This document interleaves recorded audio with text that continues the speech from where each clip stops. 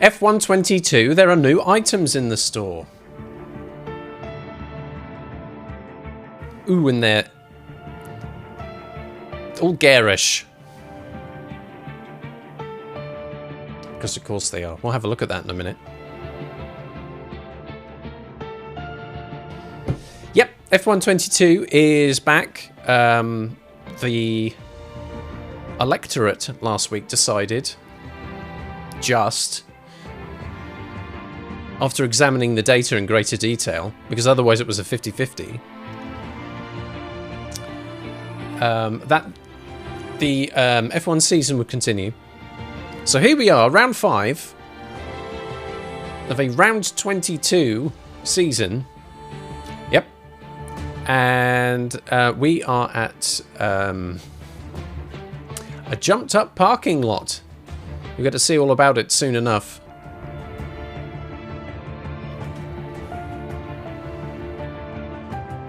The last couple of weeks have been incredibly difficult. I didn't expect glory. I didn't expect podium finishes. What I did expect was progression. And at the last 2 events, it has been a big old kick in the teeth.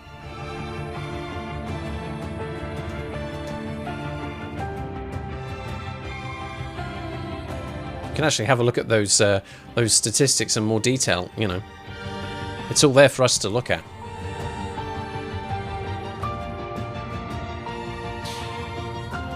So let's not goof around any longer. Let's have a look at the exciting things that we can buy with fake currency in the item shop, and then we'll get on with the serious stuff.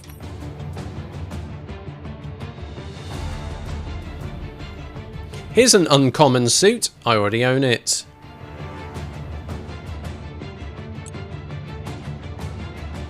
Porridge. It's not, I hate you, butler, or anything like that, is it?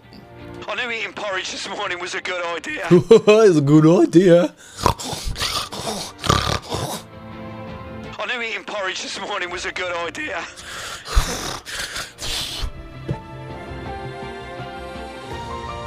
Porridge.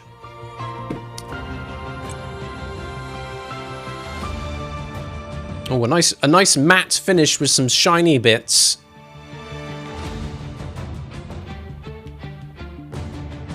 That makes that a rare helmet, and then you get some rare gloves to go with it. That's very exciting. Here's all the garish stuff. Look.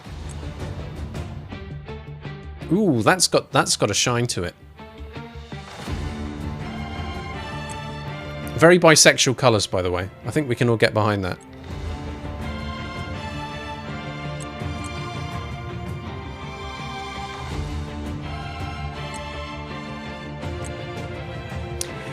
That suit almost looks like it's been attacked by climate protesters. Topical joke for you. Right, let's continue with the driver career. There's loads to go over.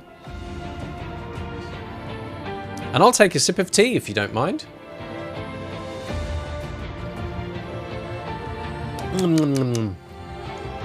Actually, that's an incredibly good point. If all else fails, just put in all the different consonants and hopefully a bit of it at least will be correct.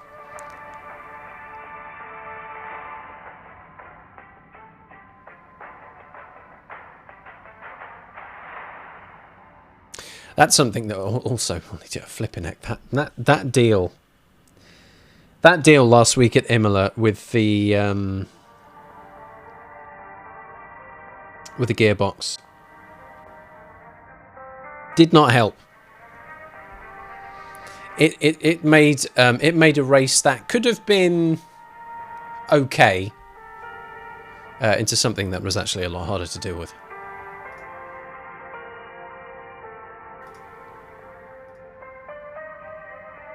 Which, you know, could do without. What I need is an assistant. And I don't know, like an extra 20k a year or something. It's not much to ask.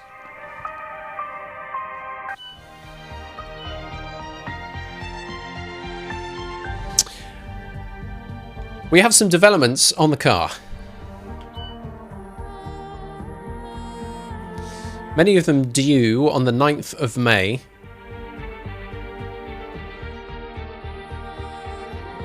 And a major reliability update to the gearbox is coming on the 14th of May.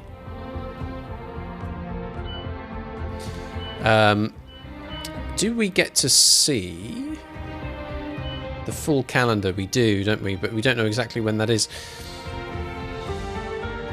I think some of it may arrive before Spain. I think the gearboxes may be after.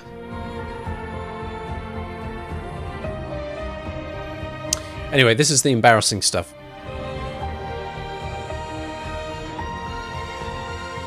These are the season results so far. I said we were going to touch on this. There I am. I have 1 championship point for finishing 10th in Saudi Arabia. Otherwise, it's been an incredibly difficult set of circumstances.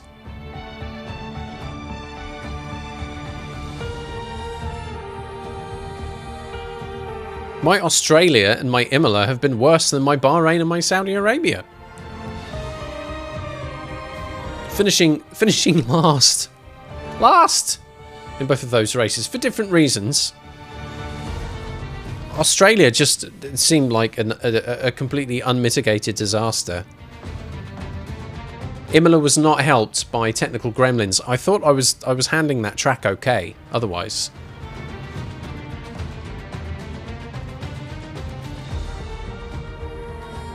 The qualifying wasn't too bad, but hey, what can you do?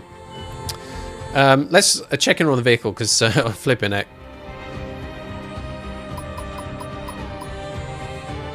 An 84% wear gearbox there.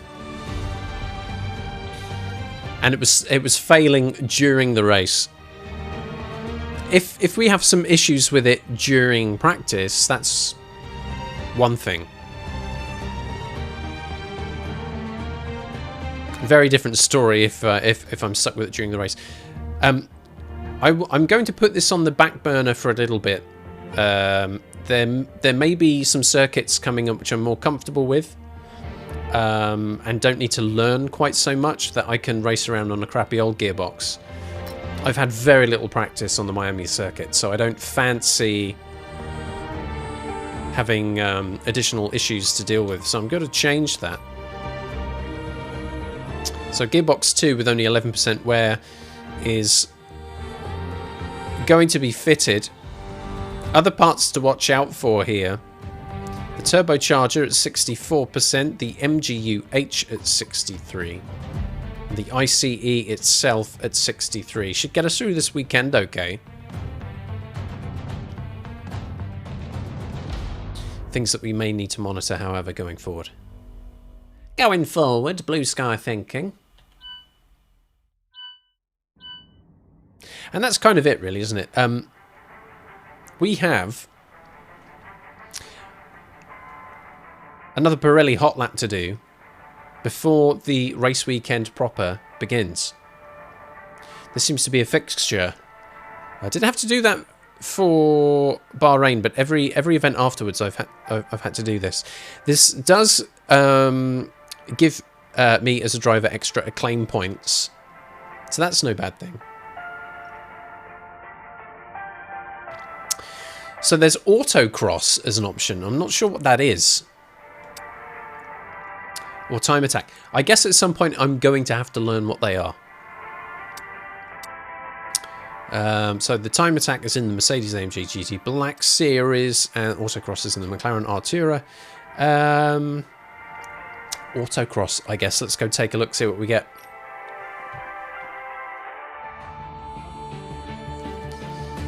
Supercars. That's the Hard Rock Stadium there. We'll be driving around its car park. Glamorous.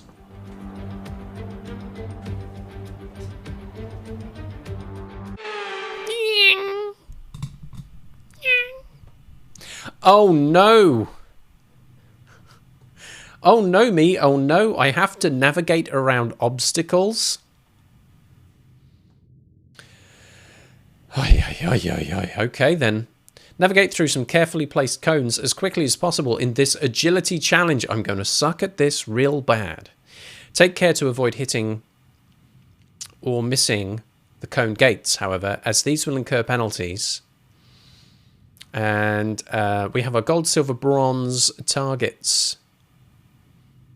Complete the course in under 1 minute 25, 1,000 acclaim points, and a gold medal. Silver is 1 minute 36, bronze is 1:52.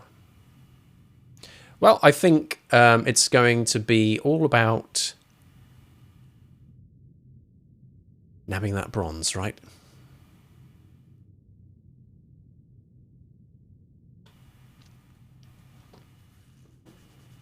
I'll give it a crack, why not? Now, as is always the case when playing the F1 game, there will be periods like this one coming up where I will be trying to drive. And in those situations, it's incredibly difficult to be able to read chat. I'm not ignoring you. I will get to your messages as soon as I can. Right now, however, let's deal with this.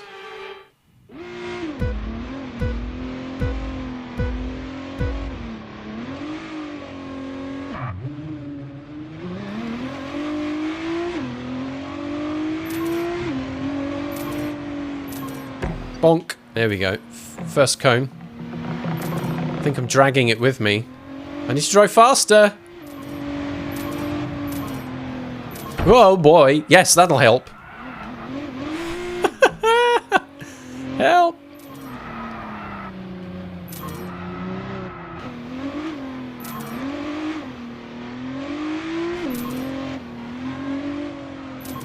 I'm not even, there's another cone.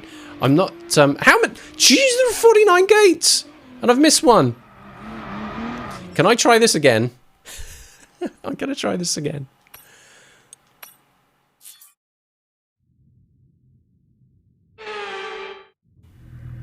I'm still gonna be shocking at it. I almost swore then.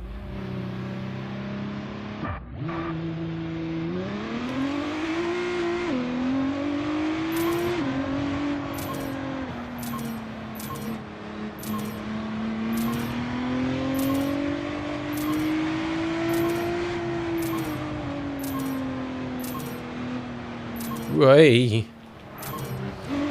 Got some slaloms coming up here. Is this what people come to the circuit to watch? Someone doing a terrible job of this stuff? Right, I missed a bonk. I missed. Oh, there it is. Look, I see us. Wait. Yeah.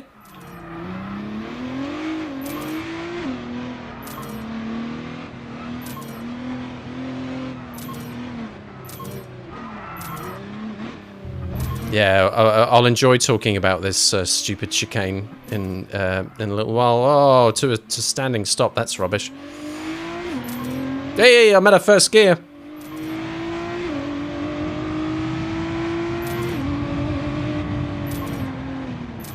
Whoa, jeez. They were all close together. I didn't know I had to slow down quite that much. Well.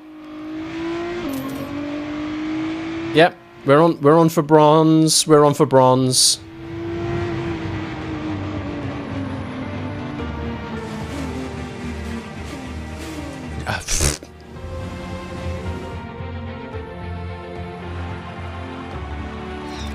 Oh, I've been given the sad music. You got bronze. You loser.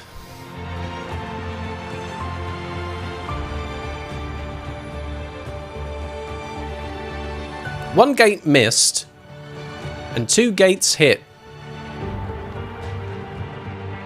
So with those penalties, that's a 141. Without them, it would have been a 121. And I would have got gold.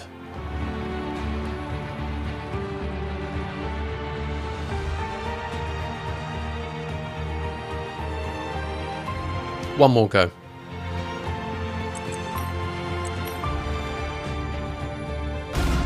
One more go. Come on.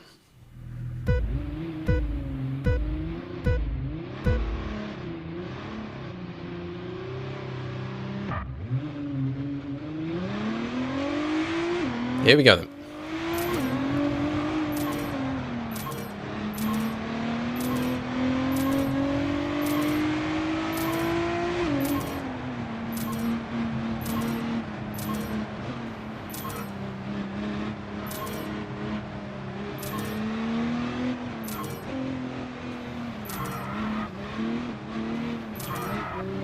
Brum brum.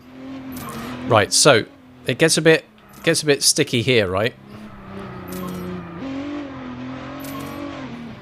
Ah, hit right. Make that the only cone you hit.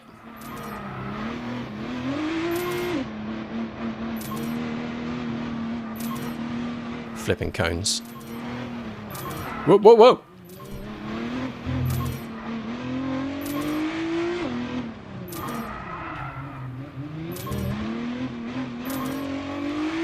Right, let's not get too carried away here at the high speed, because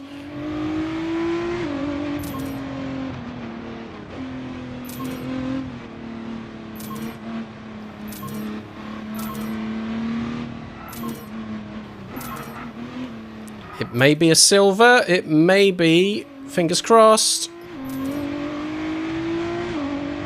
If it's silver, I can walk away from here satisfied. There we go. Gold. Silver I'll take. Slightly more celebratory music there.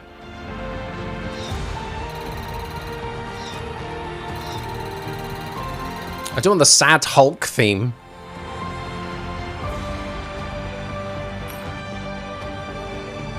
There we go. One gate hit.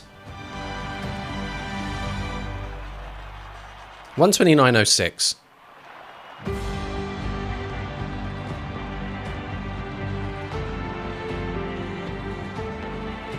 Good. Right. Get that out of the way.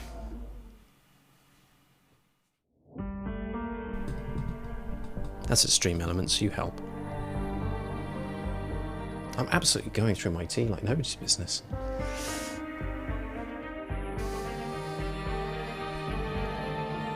How was everybody? Anyway, good weekends, etc., etc. I guess at least two of you here have napped through a lot of it, but you know, good naps. Here we go then. The race weekend.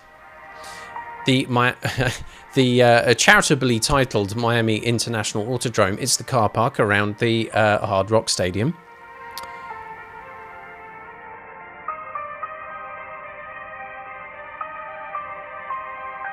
People used to make jokes about like the old Las Vegas Grand Prix and stuff around Detroit in the past. And, oh, well, you know, they're just in car parks. And here we are, 2022, a jumped up car park.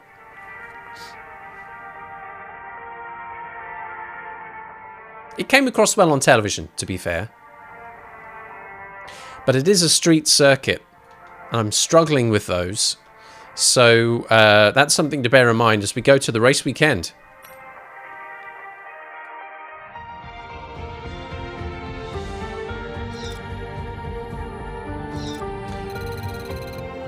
Thanks.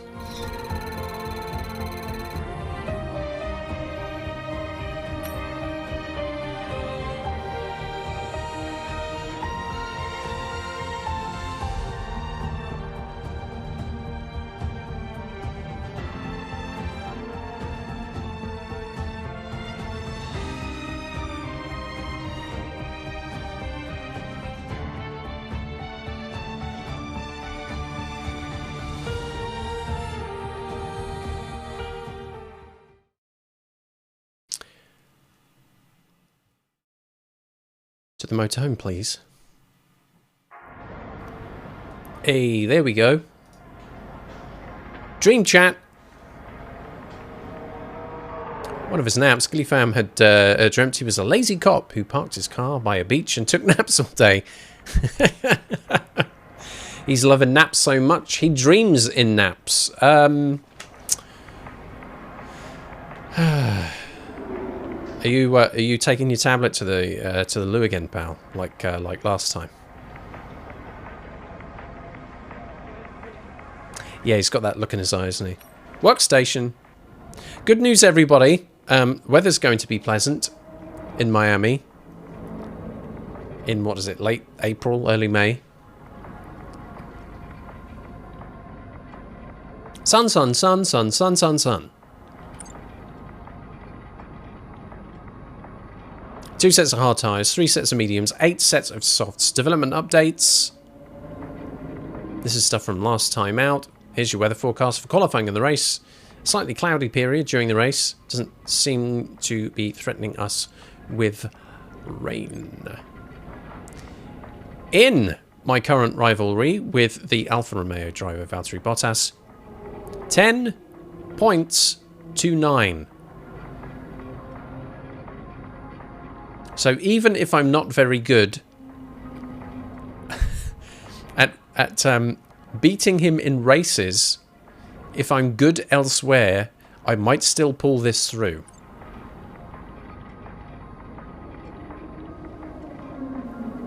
Average finish 15th, average grid slot 10th.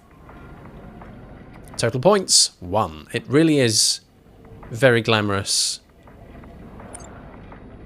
in this game. Yep, that gearbox will be fitted by the time we get practice underway, and that's what's coming up. 3 practice sessions, full length, maximum of 60 minutes, although I will be focusing on practice programs, of course. Then we get to one-shot qualifying and a 29-lap race.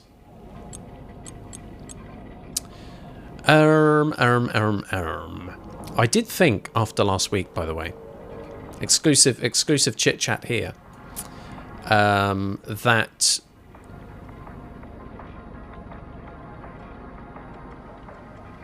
after today, I would contemplate whether I would need to reduce the AI difficulty, right? Because in the F2 season, I was at 55. Towards the end, I bumped that to 65. I'm still at 65 at the moment. Exclamation mark F1 for all the settings, by the way. So if misery continues, it could, then I might need to pull this back just a little bit. Anyway, practice 1. Let's take a look at that lovely circuit in the blazing Florida sun and see what we are expected to complete. Going to track. Yes, yes, yes, yes, yes.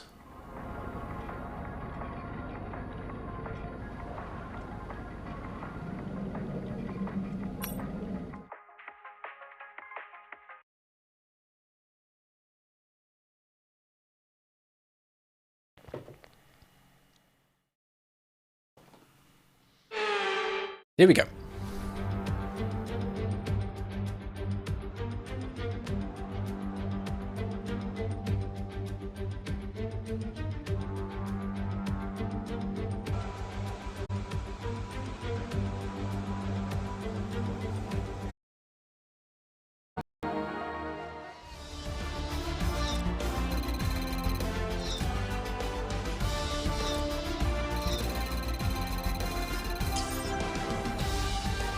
Ooh, I've won a clip.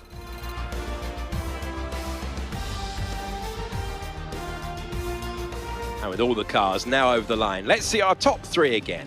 Leclerc, Hamilton and Max Verstappen. And that's it. Practice is officially over. Until next time, goodbye. Goodbye. There we go. That is practice 1. Oh, God. Look at that. Charles Leclerc, 132.1. Lewis Hamilton, a 132.1. Max Verstappen, a 132.5. Sergio Perez, a 132.6. Where am I? Oh, 14th fastest. 133.6. A second and a half off my teammate. A second off the Red Bulls.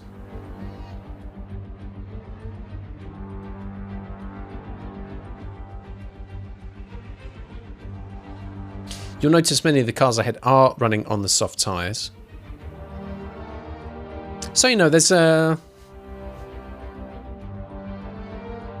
something to kind of comfort ourselves with, I guess, a little bit. is that maybe I can be a little bit closer to those times if I'm running on the softs. The hard and the medium compound tyre were available in practice 1. There was a bit of running around and acclimatization happening first on the hard tyre. And then the tyre management and fuel management practice programs will run here in practice 1. Both of them were adequate. They could have been better. I did not score a purple in either of them. And as identified in practice 1, the big struggle point, the weak point here, is sector 1. Picking the braking point, getting the apex right at turn 1, being able to put the power down coming out of turn 1 without losing rear grip, and hugging that racing line through turns 2 and 3. That is where a lot of time is being lost. I need to get that right there. Because my sectors 2 and 3 are not terrible. Get a good sector 1, get a good run, carry that speed with me. I should be able to close that gap a little bit. But it's not really happening at quite the pace I need. So more practice to come, I think. But now let's get back to the workstation.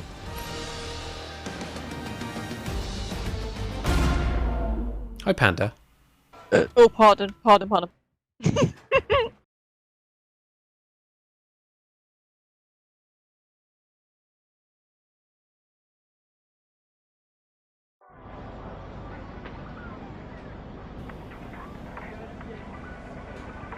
Here we go. Hope you're having a good weekend, Panda. How many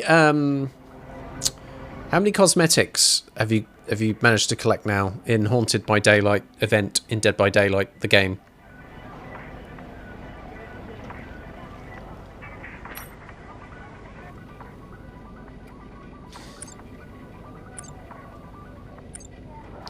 Oh, those lovely things. I hope they all work.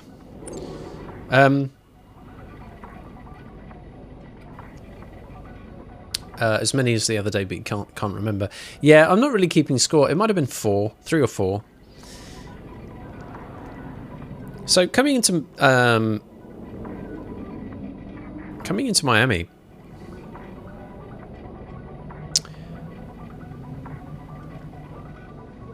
the performance of the Mercedes is closing in quite nicely to the Ferrari and the Red Bull, who are making their own improvements, but not at the same pace.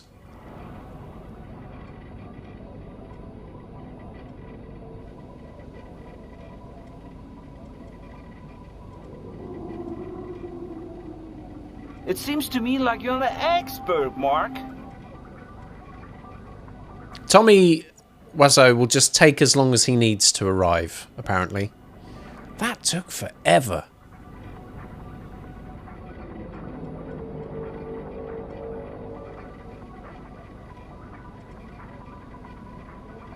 Snowy Christmas tree from Argos. Ooh, fancy pants. Gosh, I'm going to have to start thinking about Christmas. I say this at roughly the same point every year, early to mid-October, thinking, oh, if I can get my head into this now, I'll be ahead of the game. And then I procrastinate, and it isn't until like the first week of December, maybe the second week, before I actually pull my finger out. I'm sure I'll do the same this year. Let's move on then to practice 2. More practice programs to run.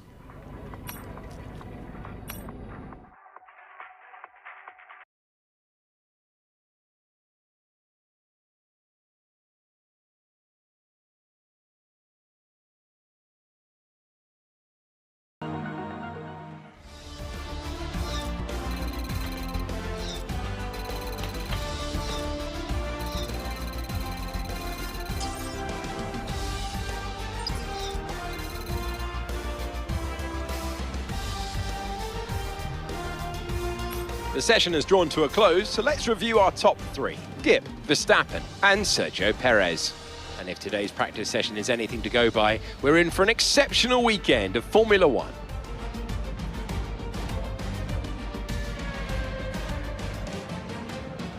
Lucky. Lucky. That's what I am.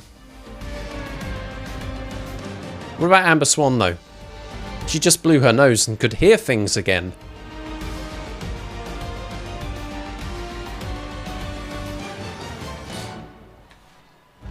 Some pressure adjustment in the skull there.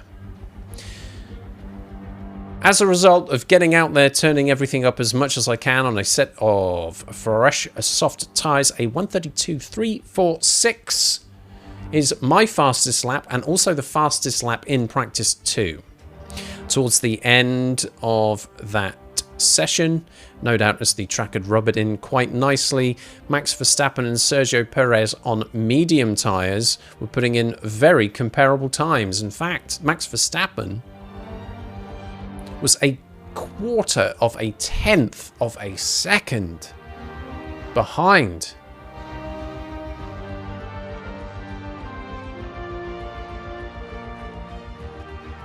That's nothing.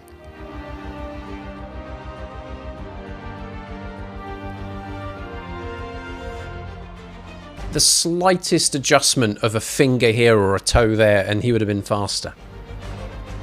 On the slower tyre, the medium tyre, right? And that's something to bear in mind, isn't it? When the two Mercedes are first and fourth on soft tyres and the Red Bulls, faster car, at a straight line speed on medium tyres are right up there. The two Ferraris, which were very fast in practice 1, seem to be playing around on a long run strategy perhaps, as they are 10th and 11th on the hard tyres. Where are the Alfa Romeos?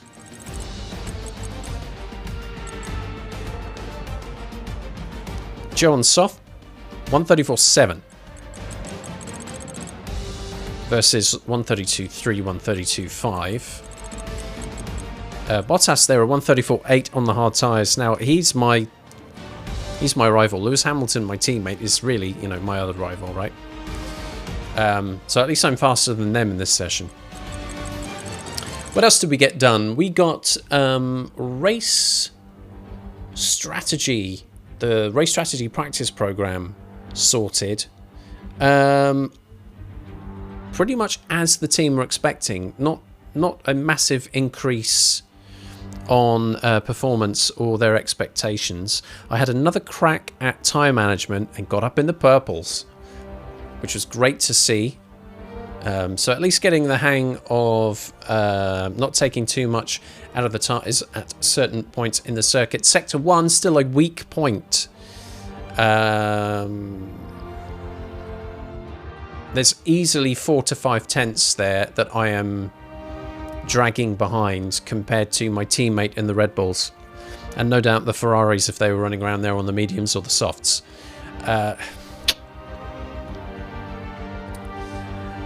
It could make for a very difficult race. Like this kind of accordion sensation that could well come up. The problem is that if I cannot create a good enough gap and cars behind are closing in on Sector 1, at the end of Sector 1 into Sector 2 there's a DRS zone. Oh, I could be past quite a bit there, which is a concern. Anyway, that is practice 2 in the bag. Back to the workstation.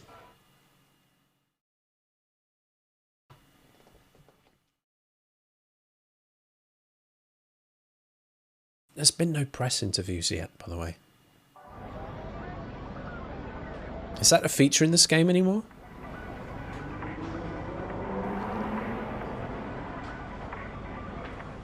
So, free practice 1, free practice 2 from Friday done. We're into Saturday, practice 3 and qualifying. Let's have another quick look in on the components. 70% ICE, 70% MGUH, 72% on the turbocharger, 19% wear on the gearbox. Please, Steve, do not change the gearbox now. Leave it alone.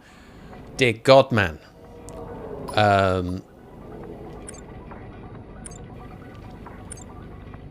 Not much else to say, really. Practice 3, probably going to be quite short, focusing on using the soft tyres for the fastest possible pace.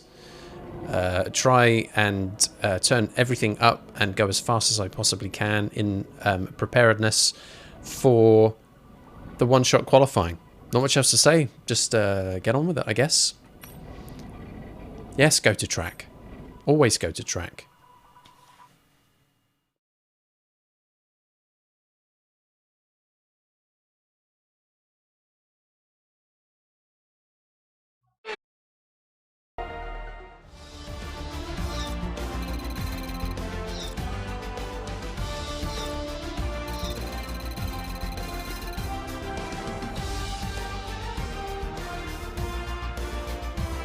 Time to remind ourselves of our top three, who are Perez, Verstappen and Lando Norris.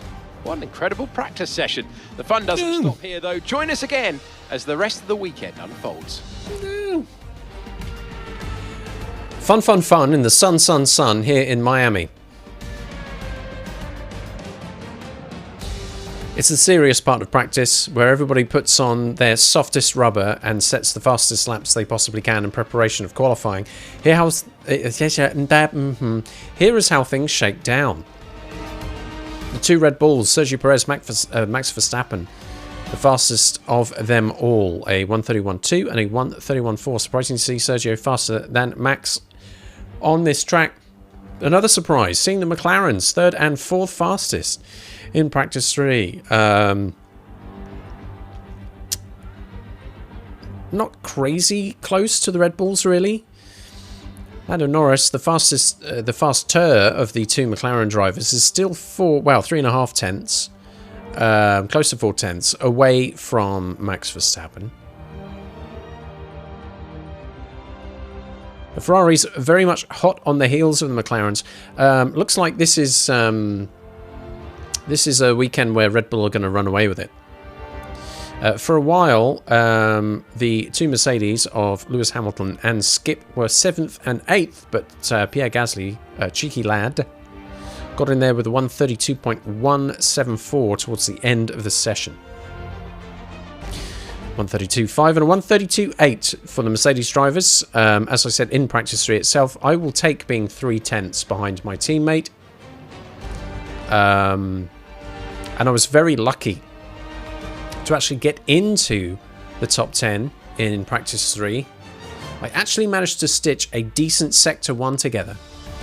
Better than most other drivers in the top 10 apart from Sergio Perez. That was the thing that got me that close to the rest of the pack. My rival, Valtteri Bottas, at 1:33.7 on the mediums, however. I wonder if the Alfa Romeos are going to be running a different strategy this weekend. Zhou also on the mediums in that session. That's it for practice. We can move on, thank God, to one-shot qualifying. Next.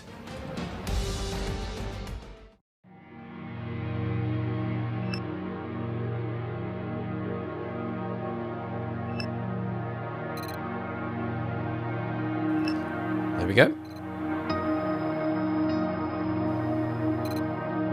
Juicy percentages now applied. Can't wait to get some of these things squeezed into our development program.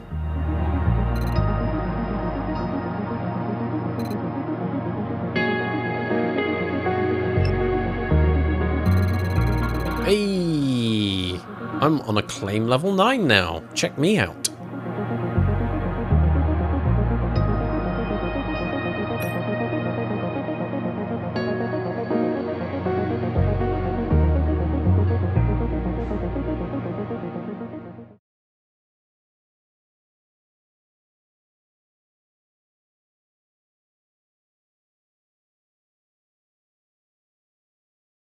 In your own time video game, you know. No one's waiting or anything. Ah, there we go. Back to the workstation. And yes, look, he's off. He's off again. Off for another cheeky one with his tablet. Should report into HR. Let's check those messages. Here's my manager, the invisible Emma. Do your best out there today. We really want to secure a good spot on the grid. Remember though, Lewis is the main target. They are the first rival you'll be judged against. I know that. 3 tenths off my teammate in practice 3. It's not bad. That's probably the flipping deep blue sea in one-shot qualifying times. But I you know, I was okay with that.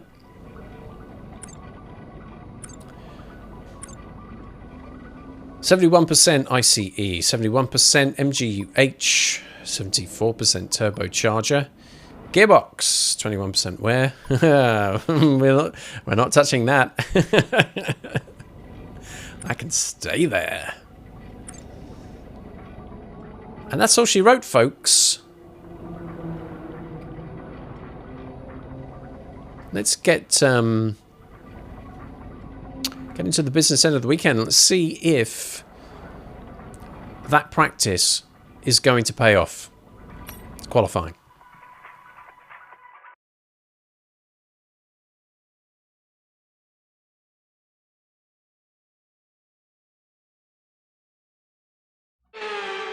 There it is.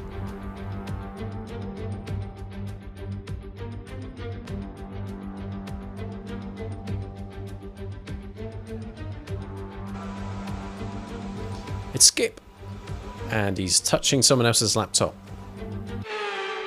Hope you sanitized your hands first.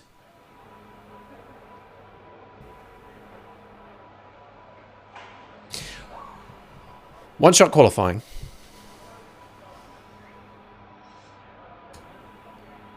You know how this works, right? So I'm trying to take the approach where instead of in a qualifying lap, I'm hitting that flashback button. I want to try and just get one clean run. The last couple of qualifying sessions I've done, I've kind of steered towards that as an approach. So I've restarted the entire lap instead of just hitting the flashback. I'd like to avoid that as much as I can. Sometimes it's trickier in race conditions, but in qualifying, I'd like to get as close to one clean run. For better or for worse. It's prediction time. Where will I qualify? The fastest in practice 3 got me to 9th in the end. Would have been 8th if not for Pierre Gasly. In practice 2, I was the fastest car, but that's not saying much.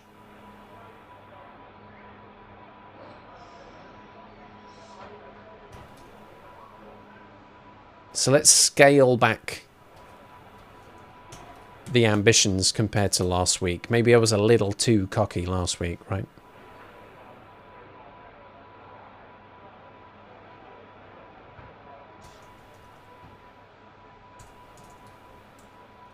Four options. Slightly different though this time. I'm going to give you 2 minutes. So I tell you what, before I actually place this down,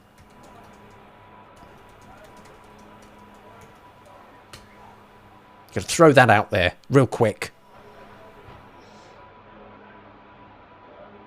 as a warning before I hit the start prediction button. Wake up, Daddy. Breakfast's ready. 2 minutes. Here we go. Where will I qualify? Will it be a top 10? Will I qualify in the top 10 at all? 9th fastest in practice 3, remember. Or am I falling back in the order somewhere? Will it be the kind of area I have been qualifying in recently, 11 to 14th place, or the next few rows back, 15 to 18, or the back of the grid, 19th or 20th? Under a minute and a half left to go. Soft tyres, everything turned up to 11. Fingers crossed for a good sector 1 to help us set sail nice and clearly for the rest of the lap. Here's how things are shaking down so far, halfway through. 93% of the wager is saying, yeah, go on then, top 10, why not?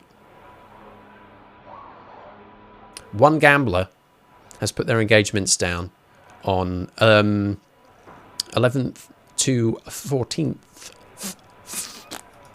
place.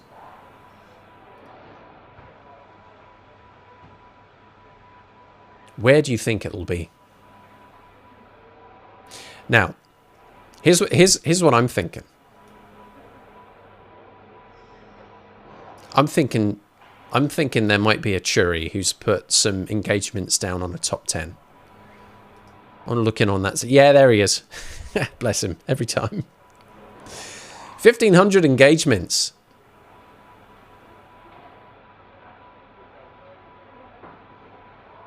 Last 10 seconds. Gillyfam and 5 have put down a grand each. Amber Swan 132 and Quality Chip. Hi. I'm gonna like quality's like a good old pun, isn't it, of quality? So I reckon you probably go by Chip most of the time.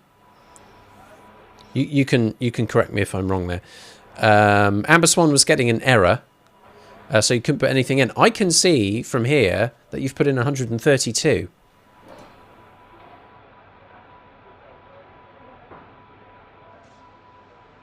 I don't mean to call out lurkers quite in that way, but I mean, you did gamble. That's what I'm going to say.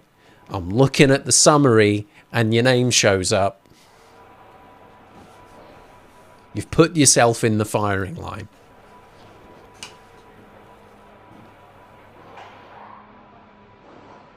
If that's bad form, I'm sure someone will correct me. But I assure you, I don't do what some other streamers do and go, who's actually watching? I'll call them out. That's not on. Right, well, the predictions have been made. There's quite a bit of engagements in on that top 10. If I don't finish in the top 10, but somewhere between 11th and 14th place, woof. Ho ho! Fat cash.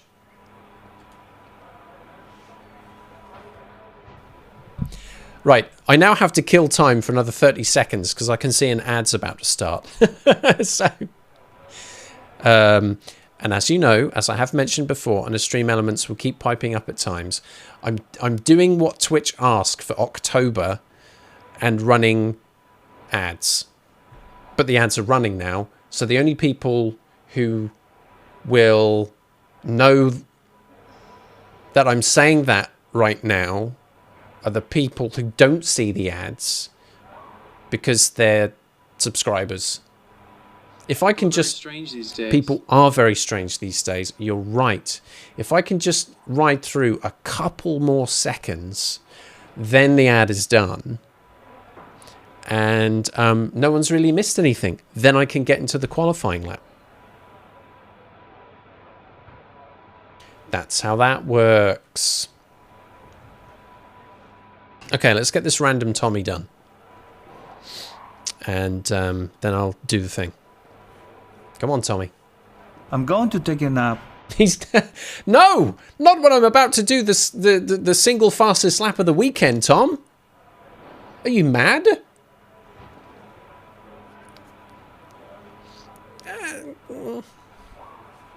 It's hardly the jury being out on that one. Okay, here we go then. Let's focus on getting a clean lap all the way through. If I have to redo the entire lap, I will. Flashbacks, best not. Fingers crossed. Here we go. Let's go.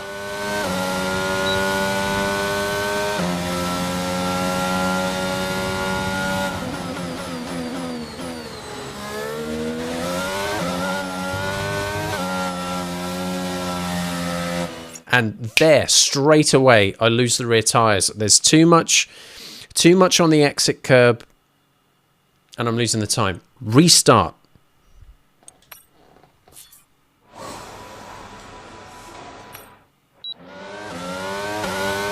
Let's do it. For real.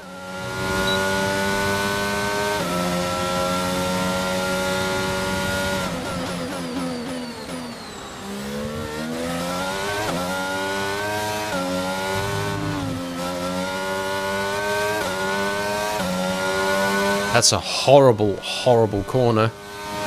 Can I pull it back? No. No. Steve! For the love of God, man. One clean lap all the way through. Let's go.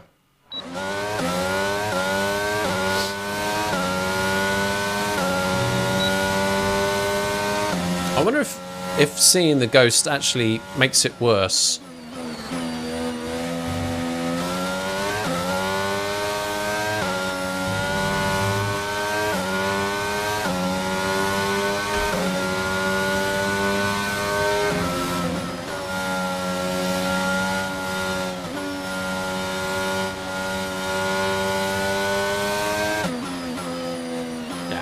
Come on, come on, come on, come on. Here we go, here we go.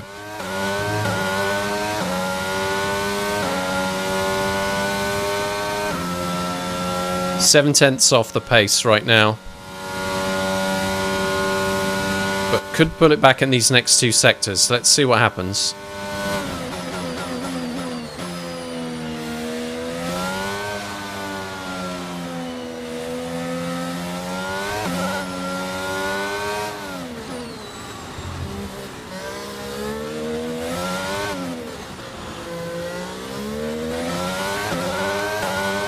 Foot down, let's go. That's the fastest sector 2. It was purple. Straight line speed is an issue, don't forget. This is where I can probably start dropping back.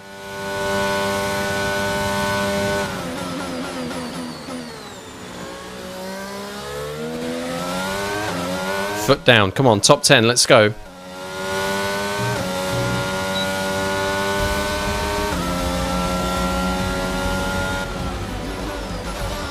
Seventh. Yes, mate.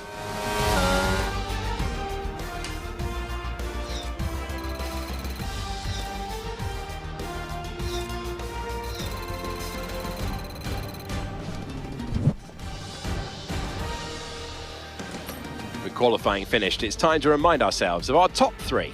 Sainz, Leclerc and Max Verstappen.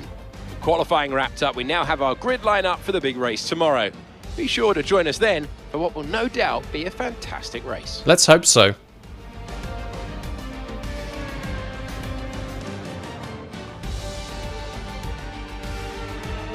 If the race is anything like that qualifying session, we are on the up, baby.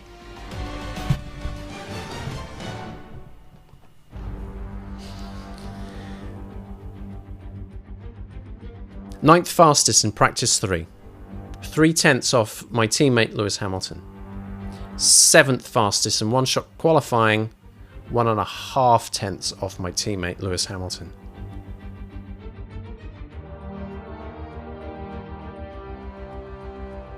That's cool.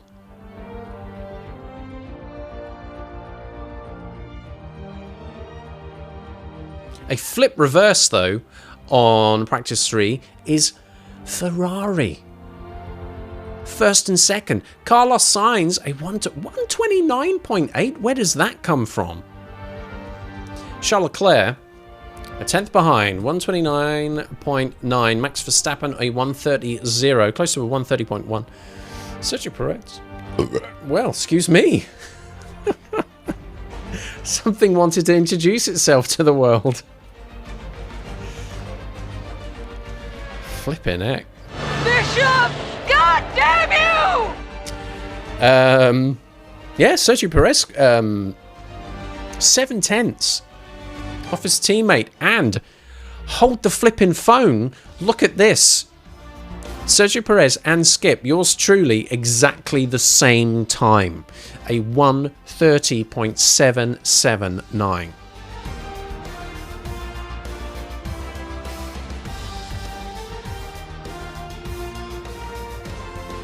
I'm very happy with that qualifying.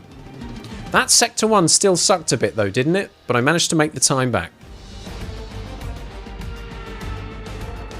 Fernando Alonso, the first of the two Alpines, is 8th with a 130.9. Daniel Ricciardo, a 130.10 and half a second off his teammate Lando Norris, who qualified 4th.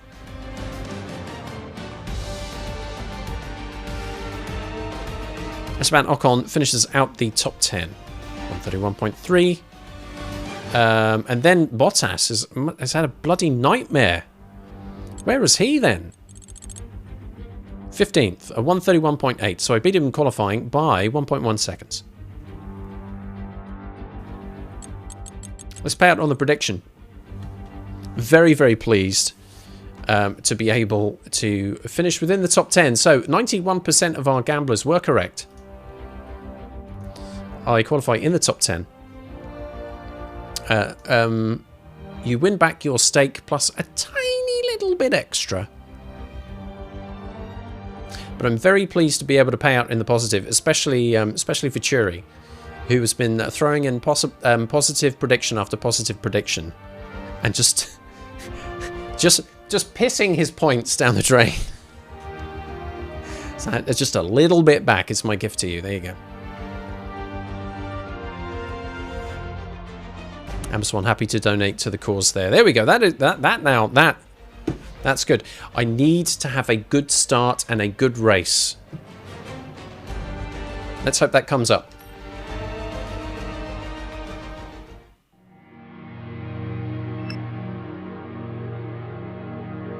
Two to 1 on the rivalry with Valtteri Bottas. Now moves it 12 points to 10. With 3 races remaining, we still obviously have a little bit coming up from the race itself. Much better performance.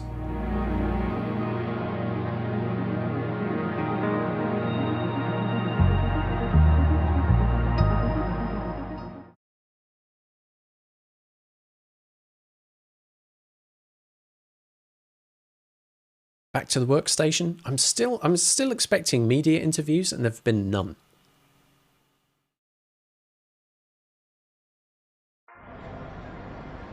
All right, here we go. Workstation is here. More messages. Let's check them.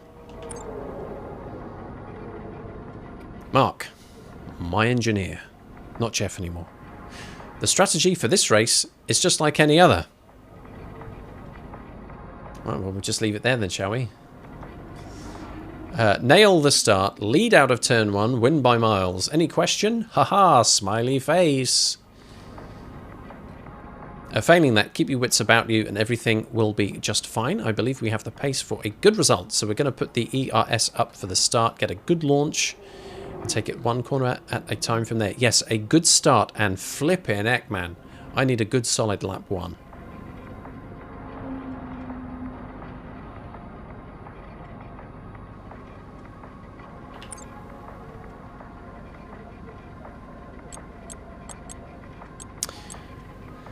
Okay, so the races go like this.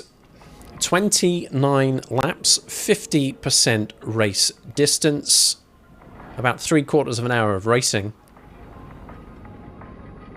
I'm quite looking forward to my pre-race P as well. Absolutely buzzing for that. Let's start the main event.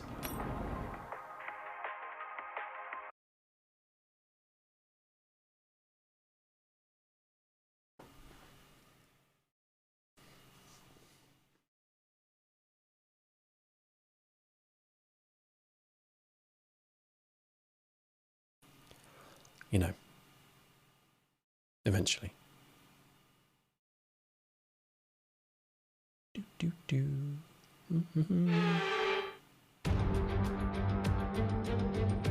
Welcome to the Magic City. We are here at the Miami International Autodrome, the home of the Hard Rock Stadium, a multi-purpose sports and entertainment hub which has hosted Super Bowls, Baseball World Series, numerous rock concerts, and now, for the first time, Formula One. In the car With great park. opportunities for wheel-to-wheel battles featuring 19 corners, 3.36 miles long, and expected average speeds of 138 miles per hour, the Miami International Autodrome will be sure to create lots of chances to overtake. Before we begin, let's take a quick look at the grid lineup for today's race. Skip watch, baby. Carlos Sainz in pole position, and it's Charles Leclerc in P2. Considering the rest of the grid, we have Norris, Hamilton, Sergio Perez, Skip. Yes. Who's got a penalty? Ocon, Gasly, and Kevin Magnussen. Tsunoda, Verstappen, they've taken a grid penalty. Oh, 10th place. Guan Yu Zhou, and Bottas, Mick Schumacher, Albon, Lance Stroll and Sebastian Vettel, Ricciardo and Nicholas Latifi. Ricciardo's taking a penalty as well. 5 red lights to go out then. Let's see who can prevail today. Anthony Davidson is alongside me as usual for the race today. Now, can I get your take on Max Verstappen? Looks as if they have a tough race in store today, as grid penalties from changing power unit components has forced them further down the grid. Everyone has to deal with penalties or reliability issues from time to time throughout their career. You just have to suck up the pain and get on with the job at hand. Today isn't about performing a miracle to put the car back where it should be. It's about effective damage limitation. Okay, here we go. I know what you can do. Don't let me down. Don't let me down. Bruce. A lot of obscured heads again. It's just you, isn't it?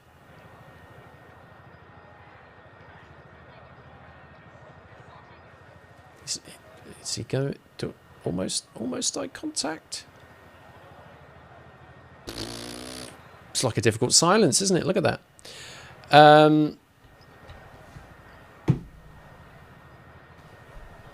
Max Verstappen has had to change some engine components and has dropped back, promoting me up 1 place from 7th to 6th on the grid. Fewer cars ahead, not a bad thing. It's not the longest run into turn 1 from here. Daniel Ricciardo in the second McLaren has also taken a 10-place grid penalty, so he's dropped way back. It does mean that the Alpines are going to put more pressure on the Mercedes cars, and they are pretty close and scary rivals to the Mercedes at the moment. Anyways, let's take a look at the race strategy and see actually whether personalised has made any difference whatsoever.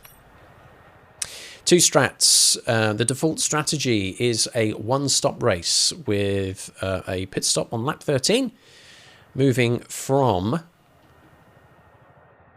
the mediums to the hard tyres. No soft tyres coming into play during the race whatsoever. I've got bags of them, but apparently it doesn't matter. We have an estimated race time of 43 minutes and 57 seconds. A 2-stop strategy is estimated to be 10 seconds slower. That's a lot of time to lose on the circuit. With a very short run on soft tyres, you'd need to have a gangbuster start. You'd need to have traction for days when those lights go green to make that work.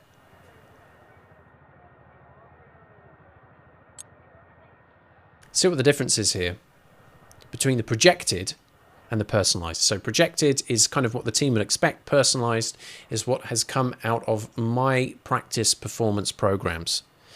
When I was running the race strategy practice program, there was very little difference. So I expect here we'll see very little difference. It's 1/10 of a second. There's absolutely no shift on tyre wear there at all. A slight drop in fuel load, which could mean I'd run a little bit faster.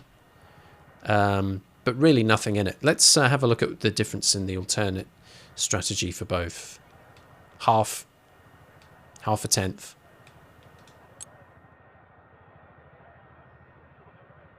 Well, that's 1/10 as well, really. I don't know why I said 1/10. Look at the other numbers, Steve. Do the maths. Yeah, there's no difference. If the only thing would be the fuel. I'd run an ever so slightly lighter car. That may have a bigger impact than the tyre wear. Let's lock in the personalised default strategy of a one-stop race. Now, 13 is the lap which is projected. I can obviously call an audible during the race itself. This will probably just shake down the way as planned. Let's lock that in. And get our race prediction underway. I start 6th on the grid. Bear that in mind. Qualified 7th. starting 6th.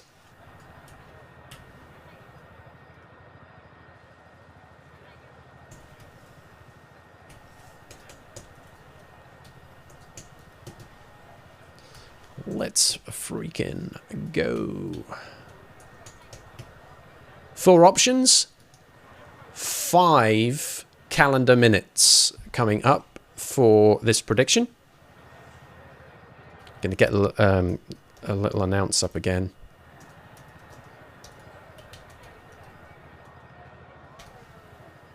There we go. 5 minutes start right now. So, in this race, where will I finish? Will it be top 6? Can I stay in this position or improve? Tall order. If you've been around seeing these other races, can it though be a points finish? Right, 7th to 10th, still a points finish. No bad thing. If that doesn't work out, then we're in the second half. That filthy end of the grid that I found myself in for most of this season so far. 11th to 15th. 16th to 20th. Place your bets. Take your time. You've got just over 4 minutes. If you need to think about it, that's fine. You have that time. It's my gift to you. However, right now, it's time for the pre-race P, and boy, do I need it. I'm going to take that comfort break. When I return, formation lap and about 45 minutes, 29 laps of racing action around the car park of Hard Rock Stadium in Miami. You'd be a fool to miss it, maybe?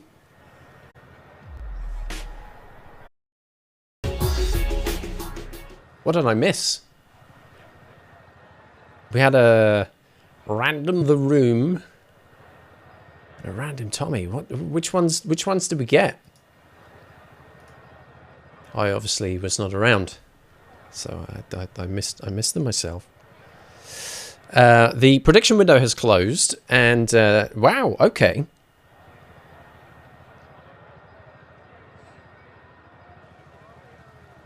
%100%.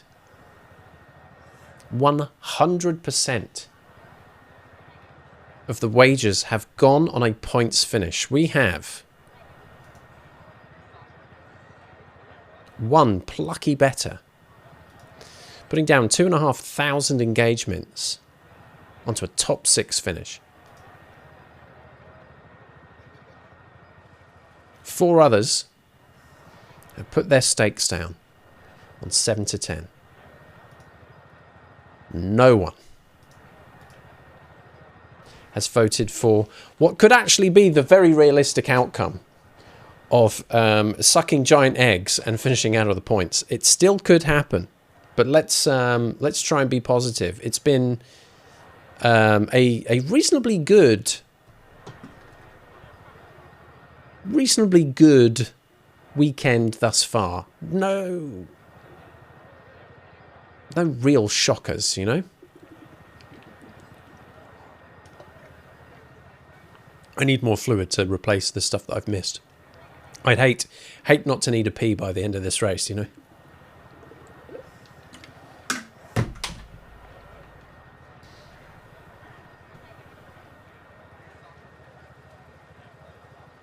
Good redeem, says Gilly Fam. There was an oh hi there, and you want me to be Chancellor next? That's right. Everyone gets a free shot. You get 2 weeks each. I kind of like that awkward period between Christmas and New Year. I mean, like Parliament's closed, you don't have to do much, and I can say I did it. I can add it to my LinkedIn, and there'll probably still be the ministerial payoff. I can take that.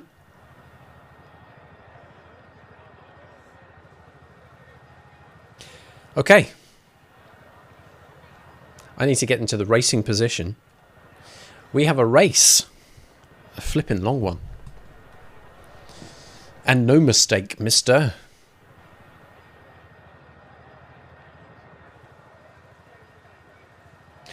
"45 minutes or so of racing action coming up. You know the rules. I'm racing. I've got my eyes on the road. I have half an eye on chat, and as and when I can, I will respond.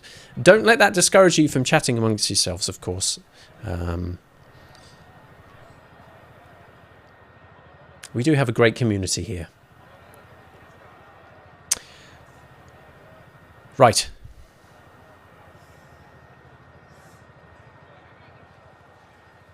Formation lap first. Let's go.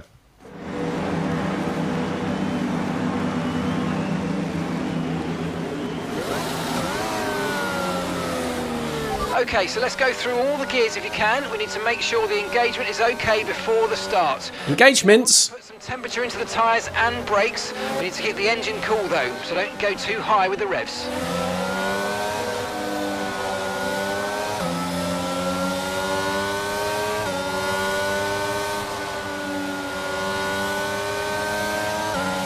Bomp. That's a good start. No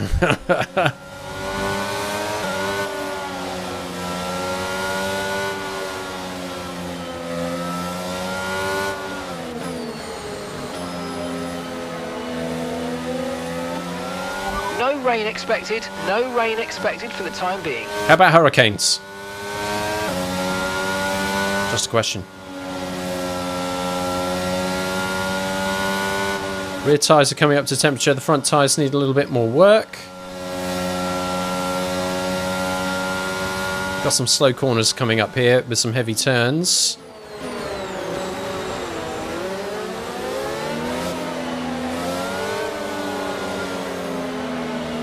God, this is going to be impossibly slow through the chicane coming up if we're at formation lap speed. Ugh. Crunch. Bomp.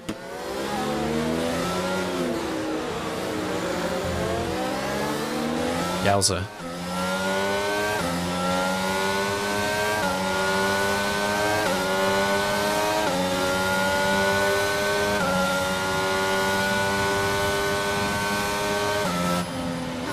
Ah, got through all the gears. Get a badge for that or something. Or some Jaffa cakes. Celebratory Jaffa cakes. You went through all the gears, Skip. They're the cherry ones. I know you like those the most.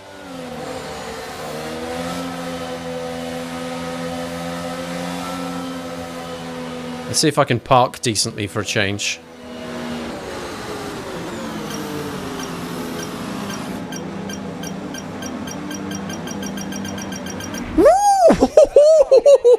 Yes! We get the edge on the as the lights go out. I can park now.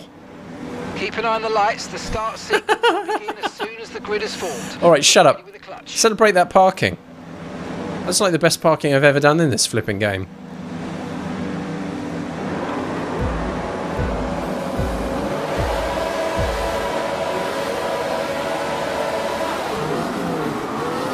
Let's go. Okay, we're monitoring somewhere on the internal combustion engine. Be aware that we're going to start to see a loss of... Well, that was bad.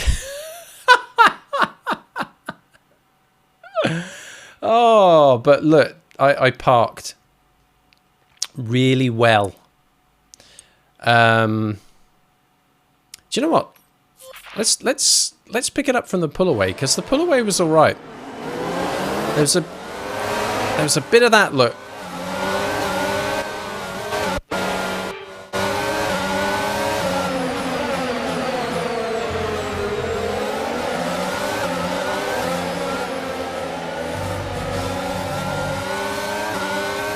Right, let's go, let's go, let's go, let's go. Let's go. Now we're racing.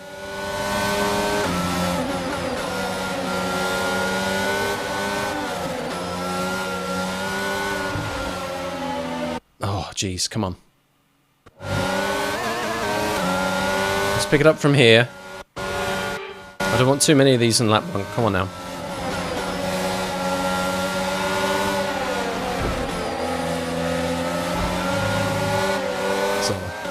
A lot of people want to play bumper cars with me today. Okay, 5th place. A bit scrappy.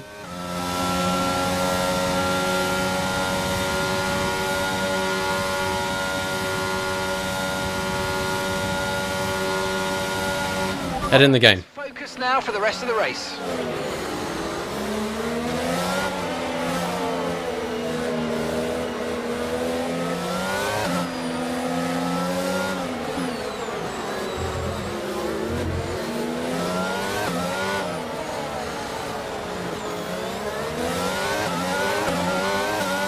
There's going to be some straight line speed issues though coming up on this back straight, right? This is a thing that's going to remove potentially Monitoring somewhere on the internal combustion. top 10 away from me. We're going to start to see a loss of power. Look at that difference.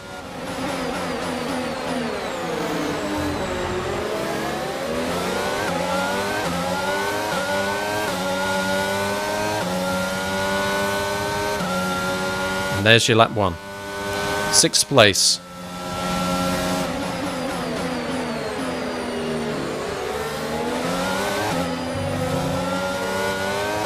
Sector 1 is the problem, right? Remember?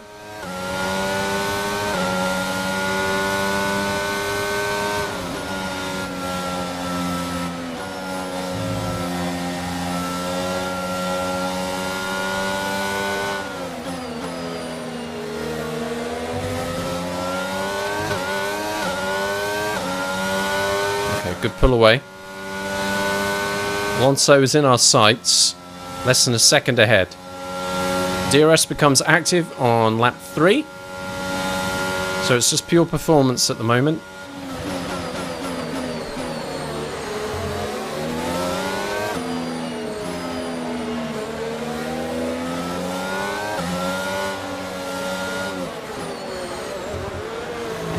There we go, get that bollard out of the way, who needs that?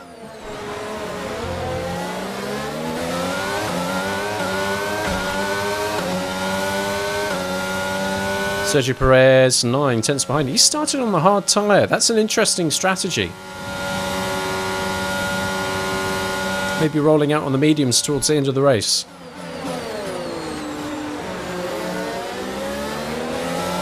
Closing in on Nando. No one saw that.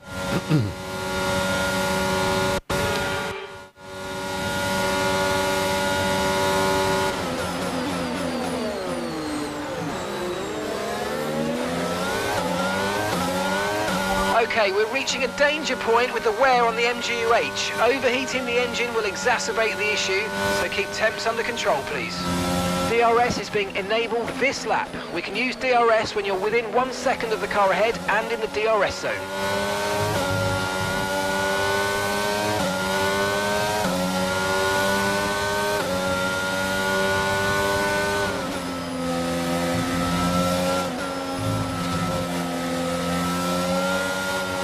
Gap increasing to Alonso, Sergio closing from behind. This is like the worst possible outcome, right? Falling backwards like that.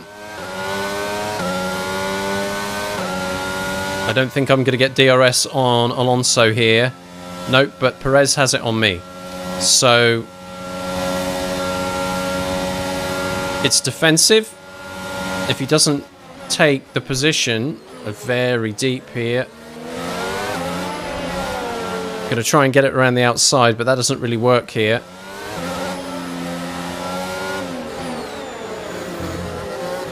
Keep it tidy through here. He'll get me on the back straight, though. He's close enough for that. Alonso too far ahead. And I'm almost out of ERS. So here comes Perez. Massive speed differential.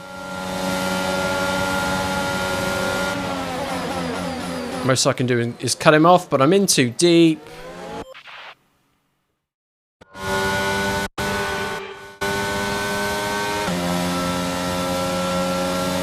So I'll have another shot at this.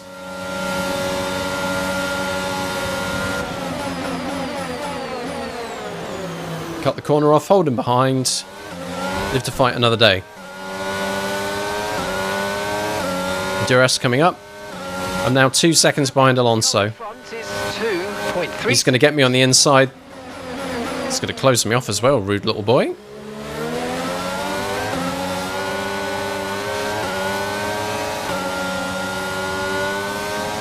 So I've dropped back to 7th place. With Esteban Ocon very close behind. Loss of power from the turbocharger now. Loss of power on the turbo.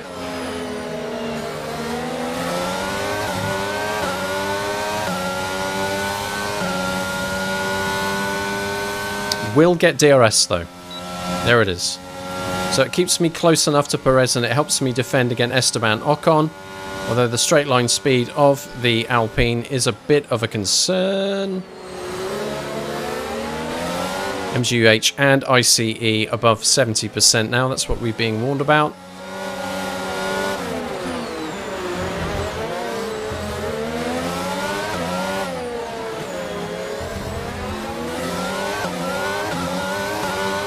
Green flag. Okay, there might be something to keep half an eye out for. Turbocharged 75%. Okay, the official safety car due to multiple cars being stopped on track. Right to Delta. Then we have an accident.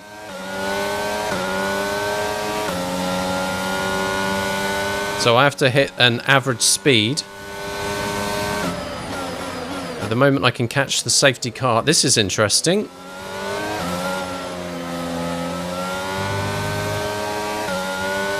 No cars can overtake under the safety car conditions, of course.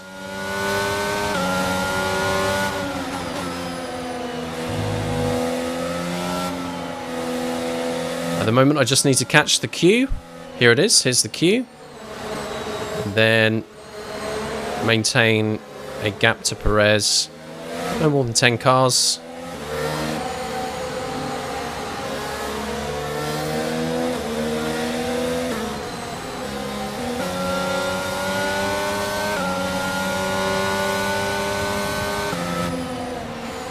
So I wonder then where the incident was, because it's not ahead.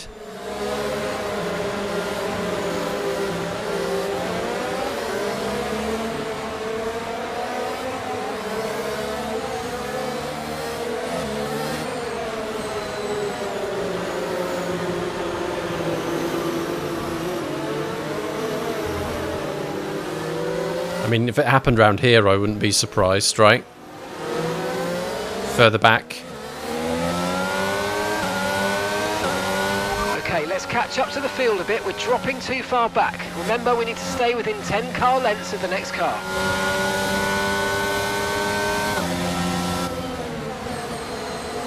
Okay, back in it.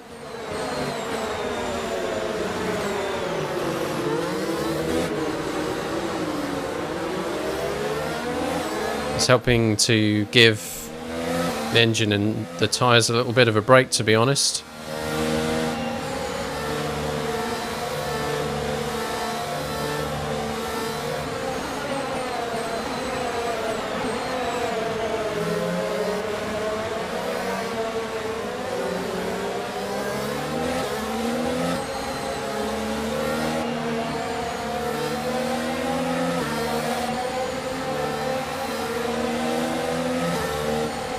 Full race update.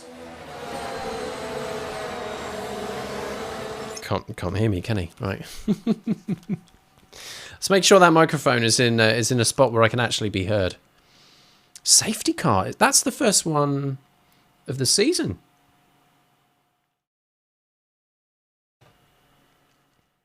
We've had a couple of yellow flags due to retirements. I don't think we've even had a virtual safety car before.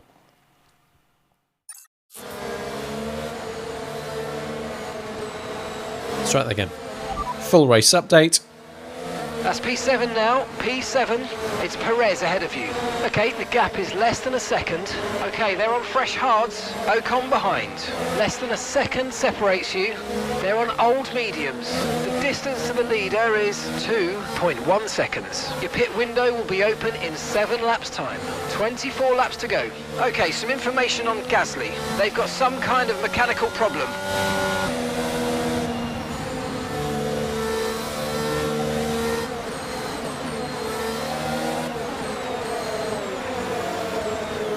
Well, Gasly's not having a fun season then, because his car gave out on him in the last race at Imola.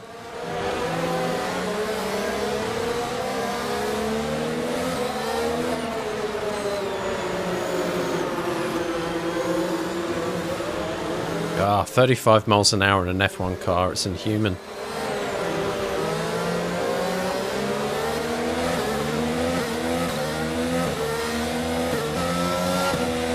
Safety car in this lap. Ah! Safety car in this All right, safety Make car. sure those tyres are up to temperature, and remember, there's no overtaking until the timing line. Stay in position until the green flags.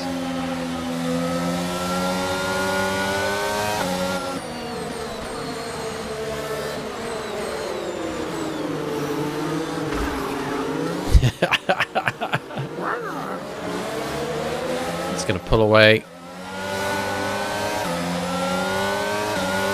It's happening.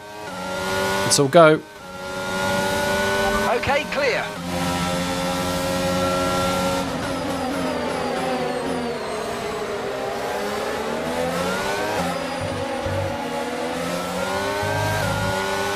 Very, very deep into turn one. That was not great.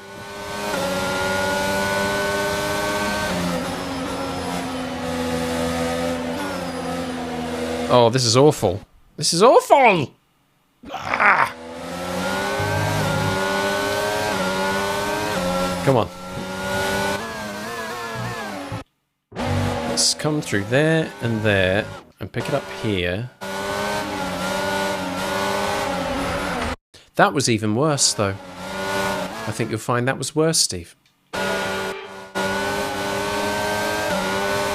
Hold it together.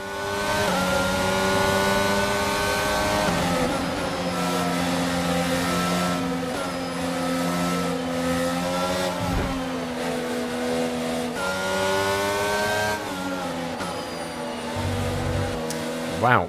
What? Max Verstappen. Oh, jeez. Max Verstappen. Where did he come from? I had a little,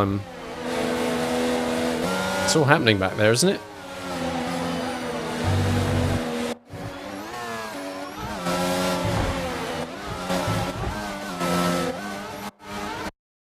Let's pick it up from there.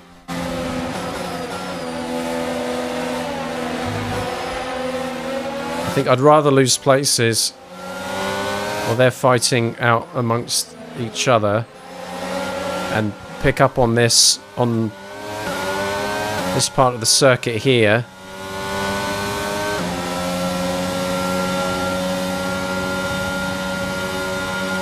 No DRS, by the way. Maybe that was a mistake.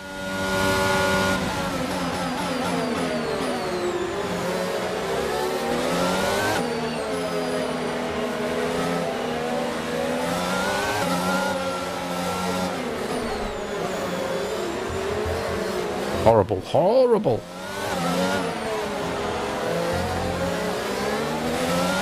Okay.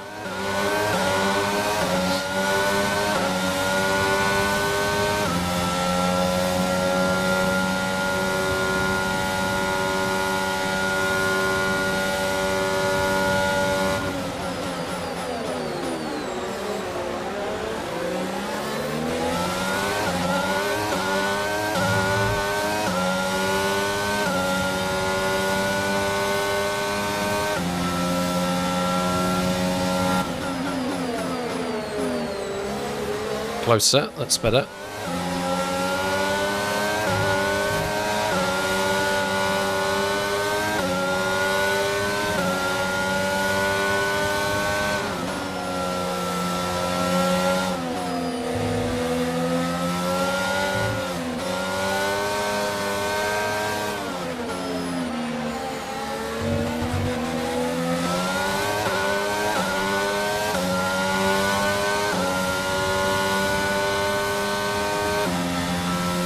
No DRS yet. Hopefully on the next lap that'll be reactivated.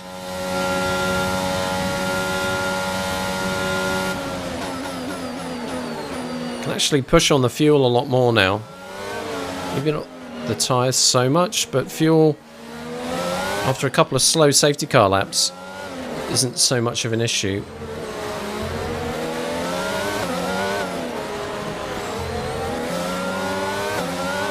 Teammate status. We're currently trailing our teammate by 4.2 seconds. They're on old medium. Yep. They're in fourth. Fourth place. Last lap was a 1:35.6. All right.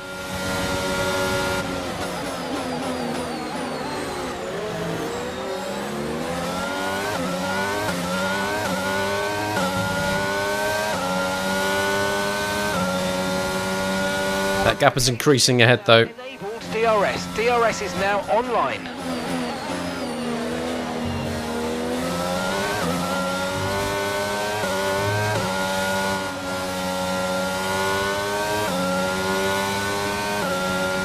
I'd like to adjust my downforce if at all possible.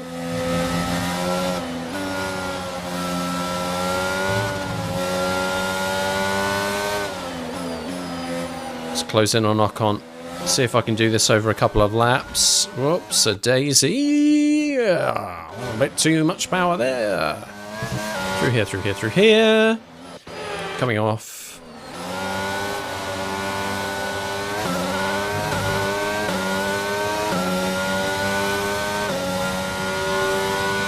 Want to hear that beep?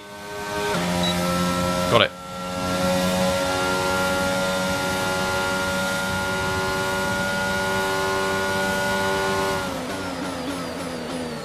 Downforce is actually quite low. It's on 8.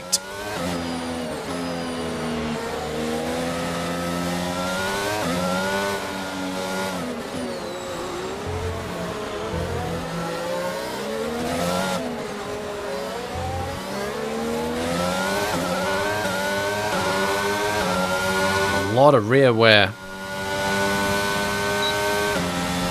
DRS again. Not really closing that gap very much. Ocon doesn't have it from the car in front. So there is an opportunity to get 7th. Sorry, get 8th.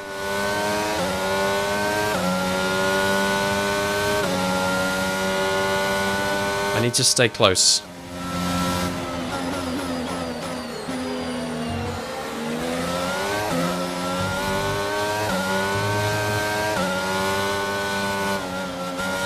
Hello, that's not going to be acceptable.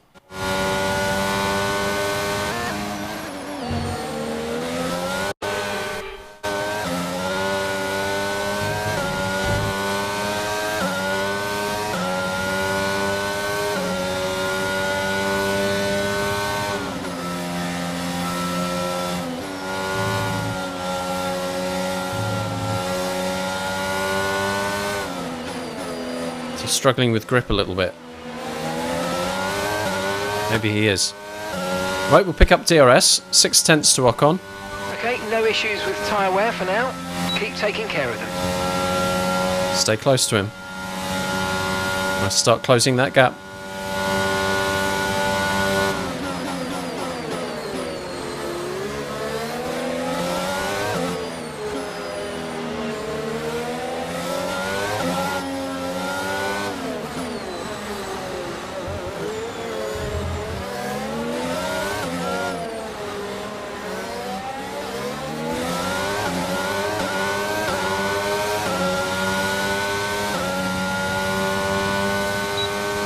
Right, so 7/10, and he's extending it slowly.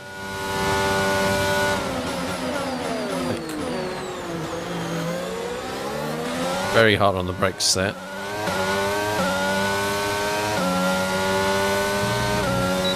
Still got it. 7. Reaching the pit window now, and you're going to be on hards next time.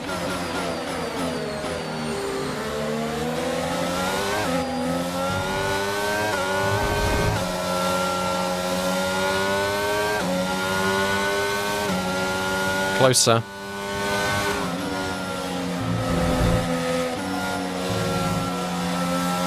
We're actually having a bit of a race today. This is encouraging. Closing in on Ocon. This is good. Especially if I'm extending the gap to the car behind. All right.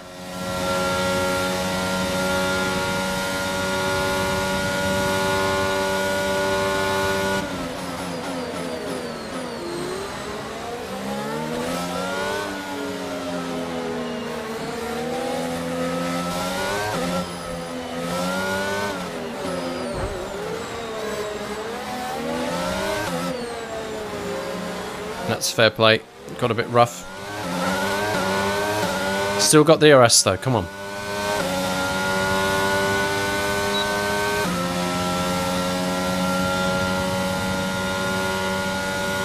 Right, Right, now holding it 8/10.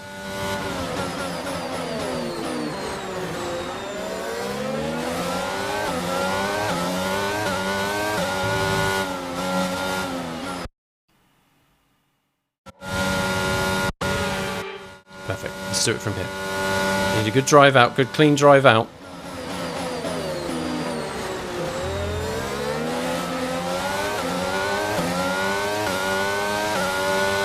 It's better.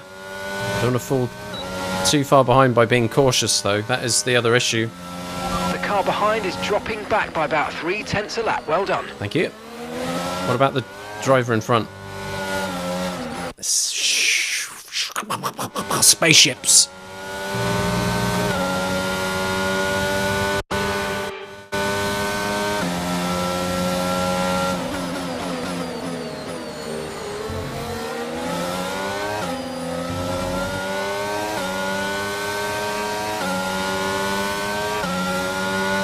Driver in front. Ocon is ahead of you. Okay, gap to the car ahead is 0.8 seconds. Come on. They're on old mediums. Their tyres are 11 laps old now. We think they've got one more stop. And the time last lap was a 1 minute 35.4. All right, you're falling back by 1/10 a lap.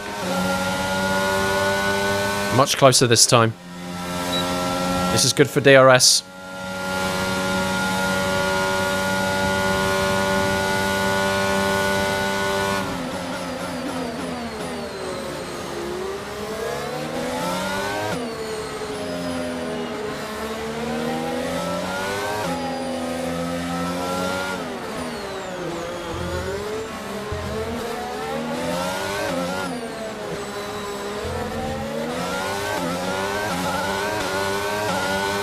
Then we drop back a little bit.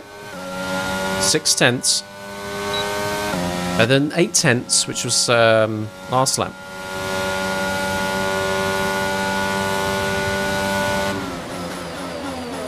Plenty of fuel.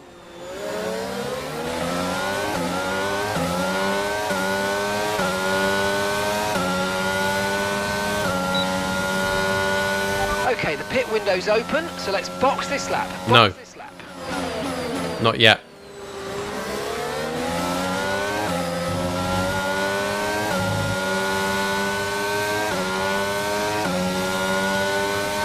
(13 to 17). I think 13 is early.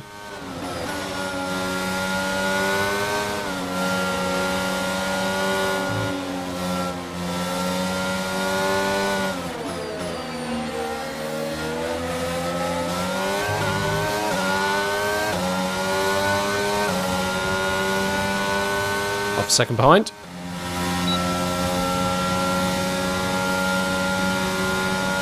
Might want to extend this one more lap before pitting. Tyres are okay.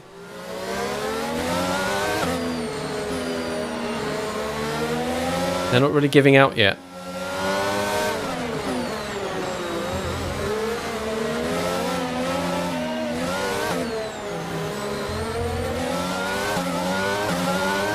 Let's see what Ocon does, by the way. Vettel, out of the session.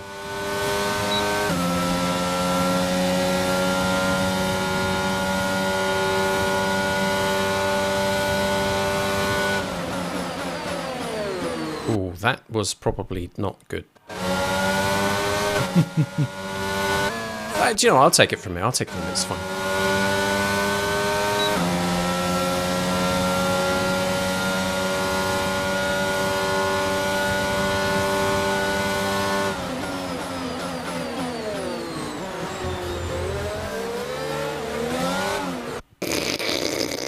Ha! Come on.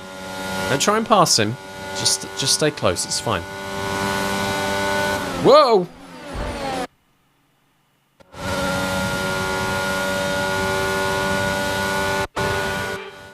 Just having a moment. Just having a moment. Still having a moment.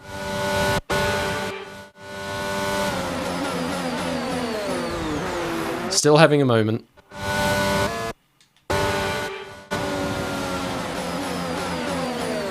Still having a moment.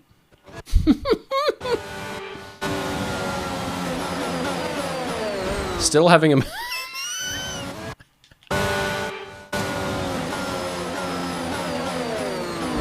Fudge cakes! What is this? That's it, that's it. Ah, balls. And then that's the flip side of it.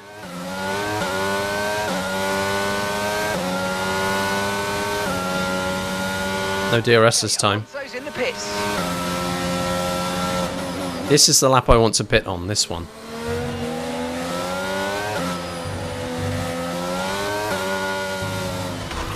Oh my god, what is happening personally? I've lost DRS from Ocon. So I need to push and close that.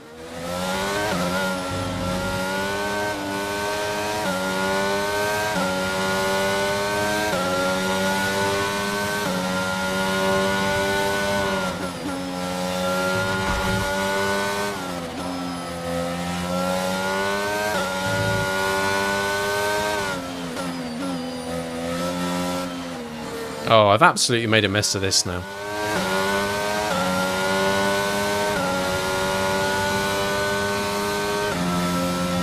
Box this lap.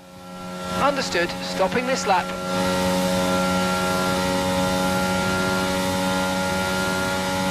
Green flag.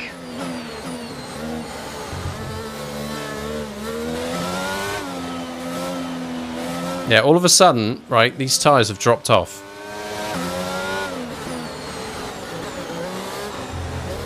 Oh my god, what is happening personally? Jeez.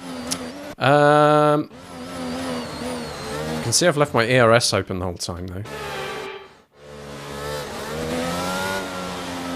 That's probably not helped at all. Massive gap has increased now to Ocon, that was dumb.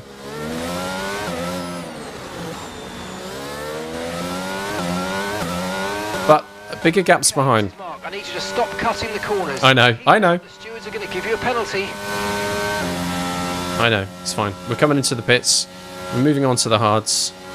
Full race update. You sat in P8, well done. Ocon ahead, and gap to the car in front is 2.7 seconds. They're on old mediums. Sonoda behind. Okay, so the gap to the car behind is 6.2 seconds. Okay, here comes the pit stop. Okay, so gap to the leader is 14.0 seconds. They ran out real quick, didn't they? Perfect job on the turn in there, mate. Looks like a nice stop time. We're happy with that one. Thanks, buddy. Lewis is in the pits now. Did I beat him to it? Lol. Up to speed now. Let's get some heat into those tyres.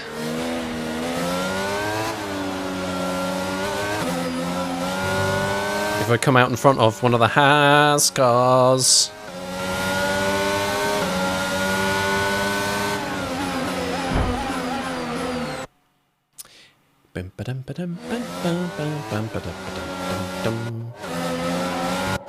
That's not what you want to come out to, is it? That.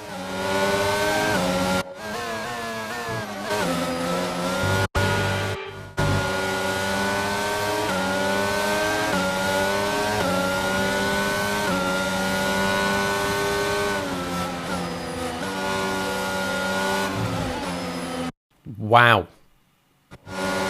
Wow, wow, wow.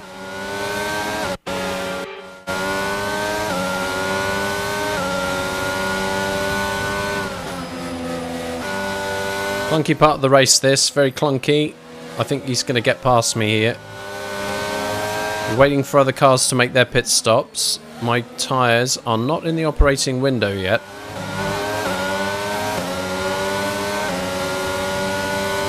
They're warming up though. DRS on Magnussen. Small mercies.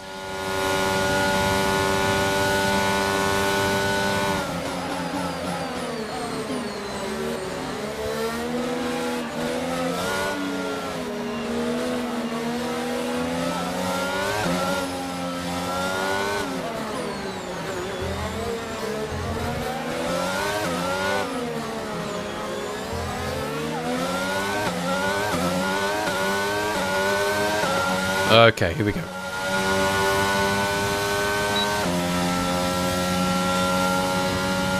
Fuel's fine.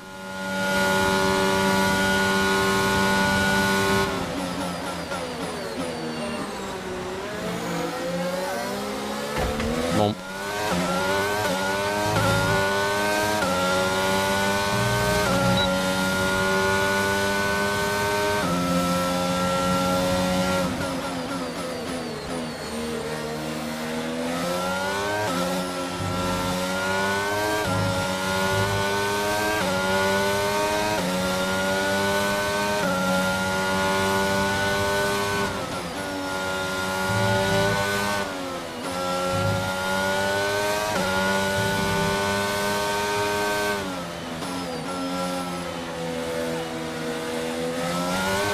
Here we go. Closing in on Kevin. Need to get back into the points here. And the gap behind us is 5.9 seconds. Maybe some cars out of phase. So I have to see how that works out. I'm surprised to be this far back. Is that just because I had that one bad lap on the way into the pits? Should I have pitted on the lap before and not call an audible? Only one way to find out, isn't it, really? And that's to complete this race and see what happens.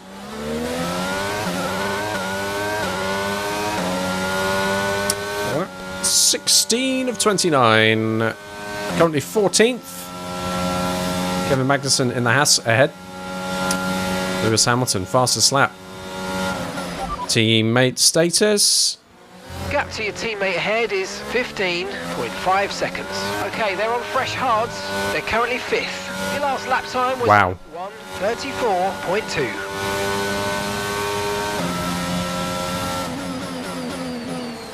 I think I've got to push. Like, really push.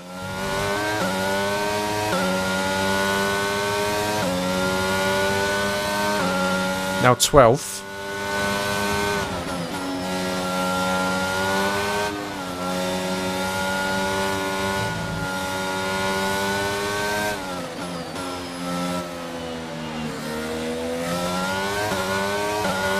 Just outside, I think, that second. Let's see if I get the beep. No. I may need a lap or two without ERS deployment as well, because I'm all out of charge.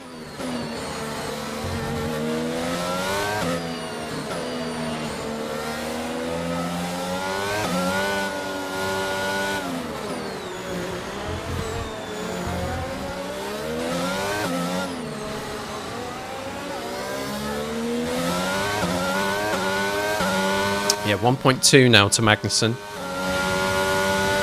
Woof. Full race update. Okay, we're sat in P12 now. Okay, Magnussen ahead. Okay, gap ahead is 1.2 seconds. Okay, they're on fresh hards, and Schumacher's behind you. Okay, the gap behind is 6.1 seconds. Okay, Well, I'm increasing that. our gap to first place is 19.6 seconds. Look after these tyres now. Right, we're passing some pitters. They've extended their stint, so my position has increased to, or improved, I should say, to 10th.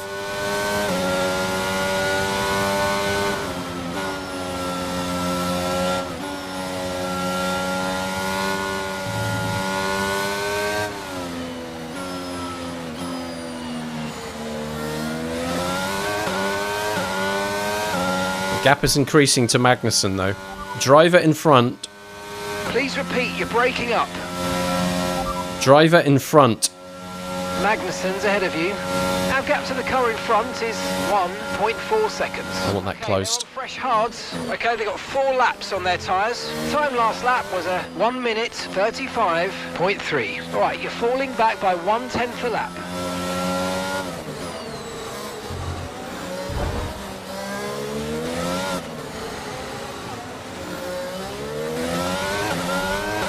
Okay, gap to the car ahead is 1.6. It's increasing.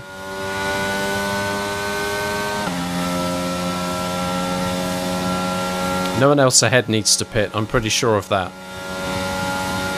So I'm not making any places back out of that kind of level of luck. This all needs to be on the circuit now.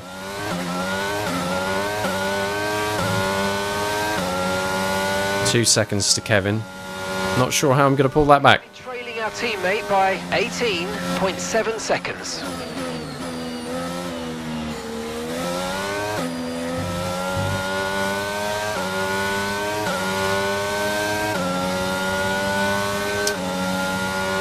All right. Let's see what we can do.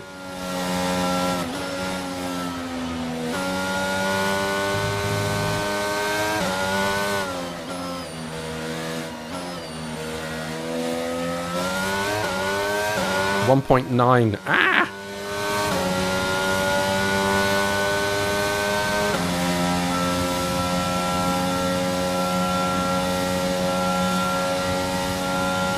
It's going to be very difficult to close that gap.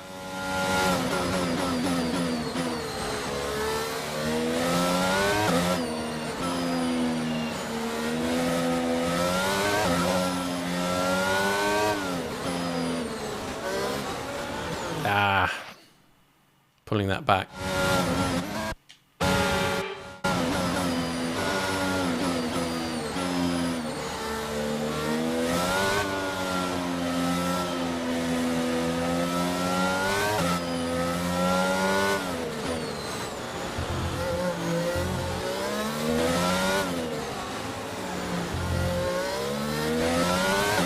Two seconds. Is Schumacher closing though, right? That's the other thing. Am I increasing the gap or is he closing it? So if I don't have to worry about the car behind, that would be great.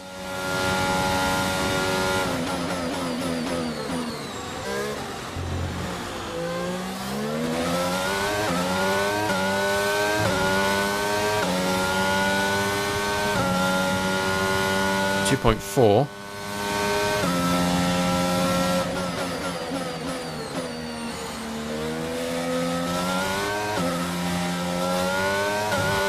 .6. This is not a very good sector one.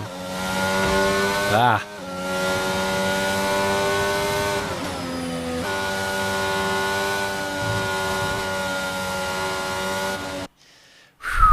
We are hitting that part of the race where it's starting to fall apart.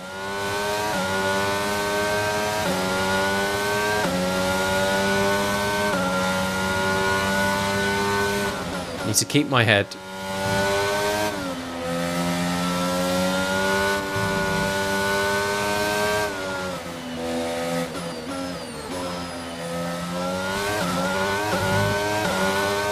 This is a points finish.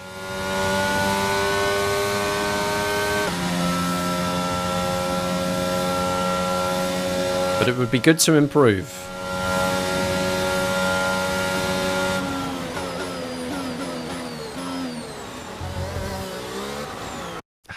Come on, man. Seriously. Tyres are good. Fuel is good, right? This is just the nut holding the wheel.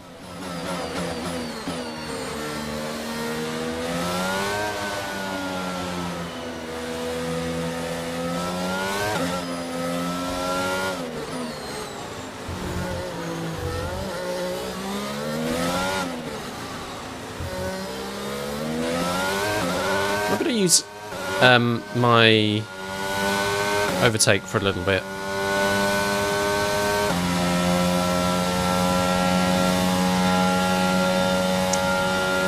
That battery charge to increase.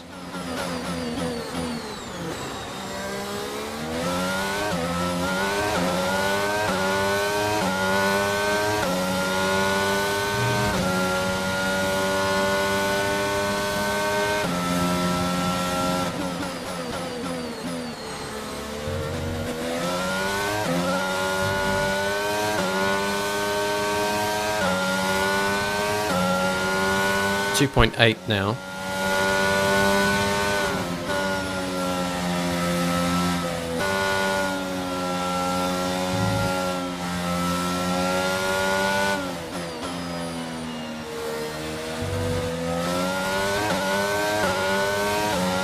.5, 2.4, 2.3. This is a long game here. It's me versus the car ahead. That's it. That's the race now.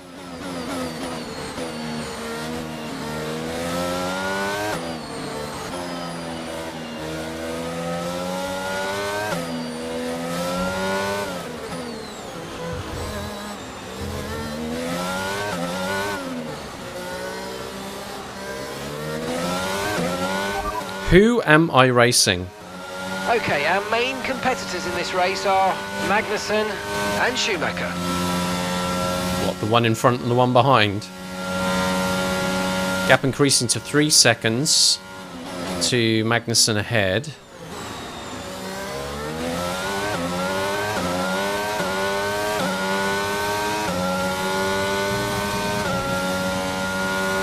Gap to your teammate ahead is That's big. 3.1 seconds. That's the scary stuff.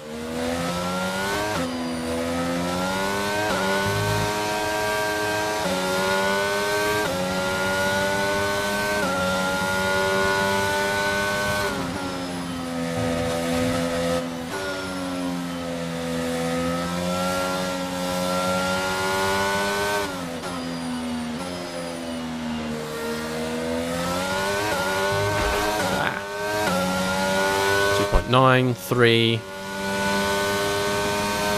3.1, 3.2. Feels like game over, doesn't it? If I can't close that.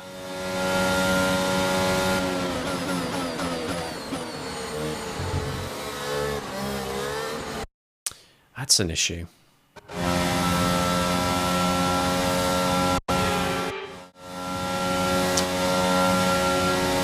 Putting the power down at the wrong spot. Want to carry more speed through and then put the power down once I've started straightening up.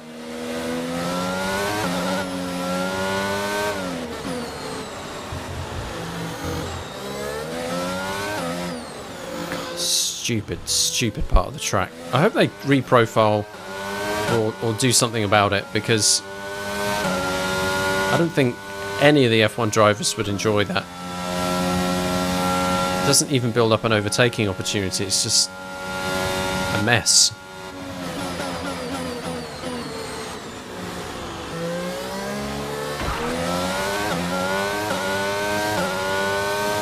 Okay, we're hitting the rated limits on the Yeah, I engine. know, I know. The power unit is going to be more prone to overheating.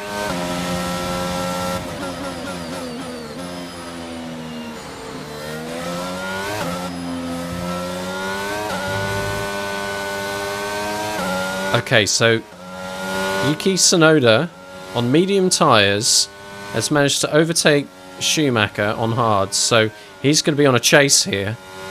He's going to want to steal my lunch. That's going to make a very difficult end to this race, I think. 'Cause I've now lost Magnussen completely. And Tsunoda is likely to be making up several tenths per lap, if not close to a whole second.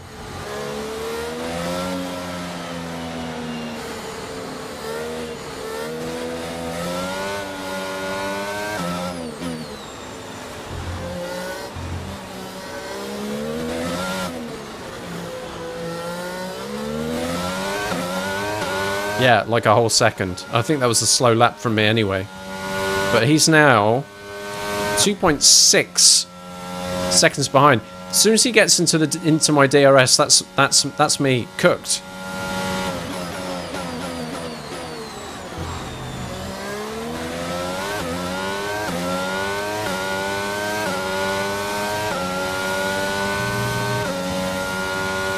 And gap to the car in front is 5.9 seconds. That's embarrassing, man.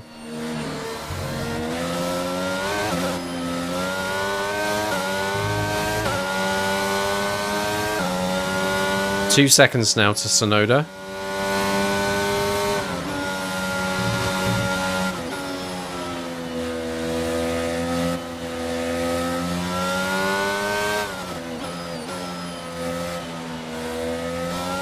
And there's a train of cars behind him.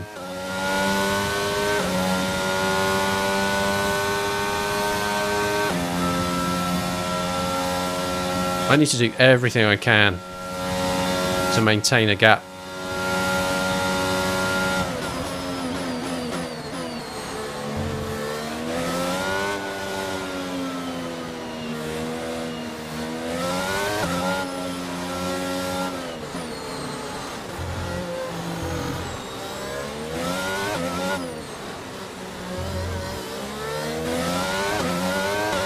.9.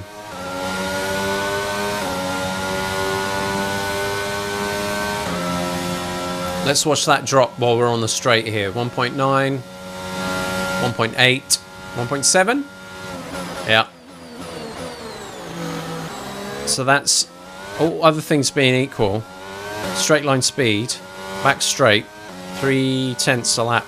He's gaining, and we're running out of laps pretty fast, but I don't think it'll be enough.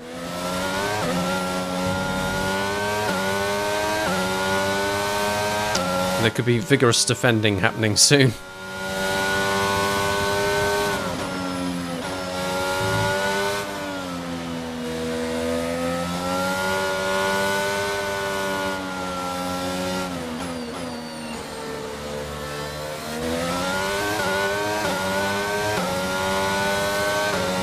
Right, so 1.9 seconds to Yuki, 1.8, 1.7, down to 1.6, 1.6.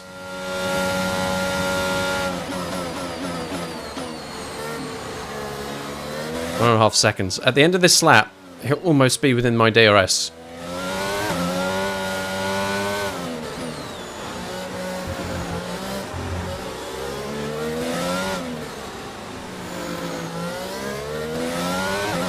Okay, gap ahead is 6.0 seconds. Don't care, mate. It's about that gap behind. Driver behind. Okay, Sonoda's behind you. Our gap behind is 1.6 seconds. They're on old mediums. Okay, their tyres are 7 laps old. And the time last lap was a 1:34.9. The most I can hope for is those tyres are dropping off.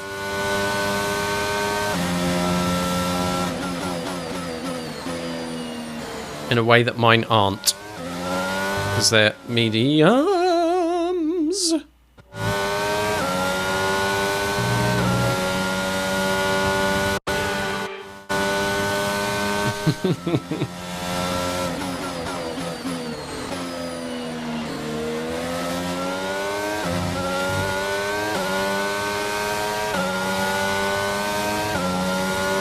Right, that's full power.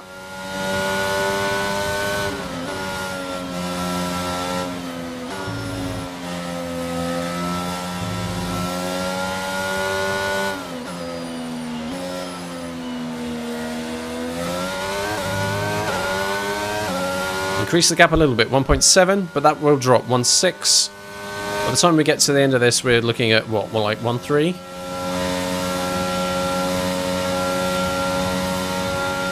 Yeah, pretty much. If not 1.2. Yeah, geez. 1.2 seconds. I'm going to be seeing him in my mirrors soon.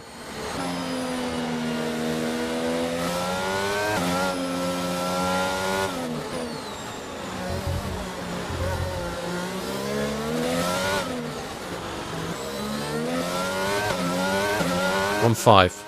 Okay, we've got 4 laps of fuel remaining. Yep, I'll be pushing like hell. Defending like a lion to stay in 10th.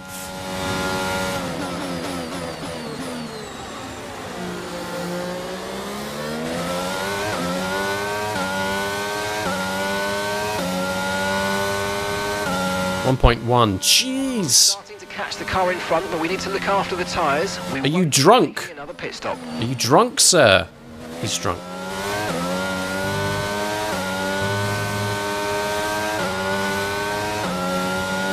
.2, 1.3, 1.2 again.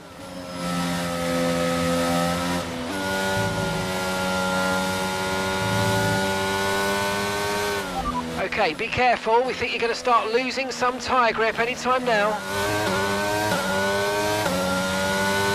1.5.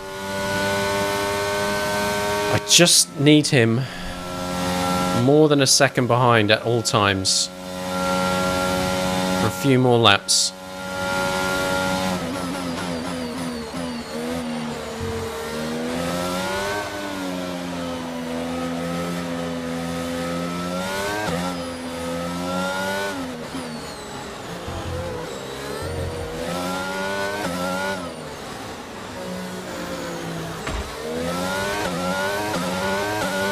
.1, 1.0. Ah, no. He's close enough. He's closing the gap now.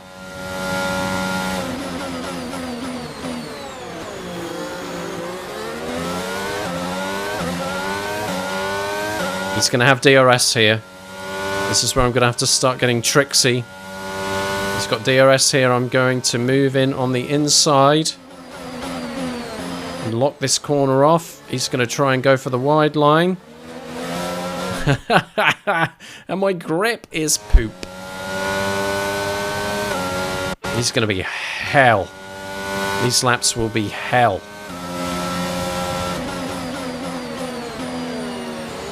I need to drive the widest possible car.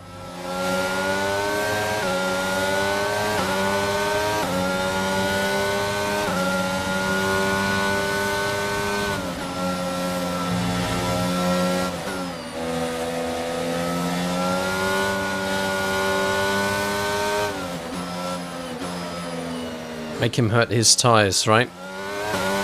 Now he's going to have DRS.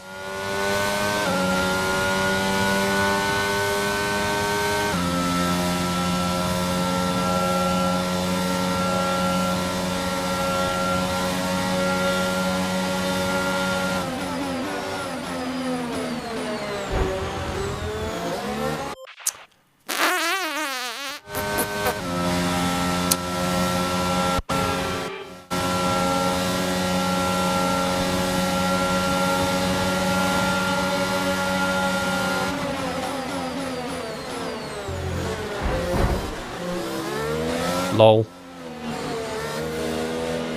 Got a warning for that. This is going to get nasty, folks.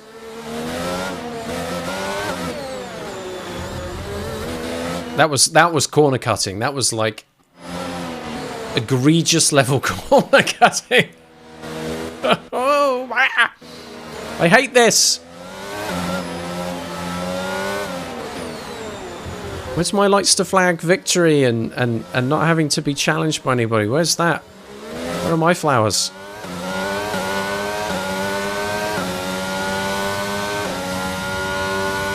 I need him off my back. Look at that, look at it.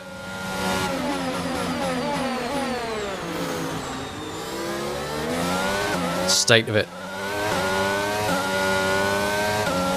We're into the final lap now. Okay, this is your final lap of the race.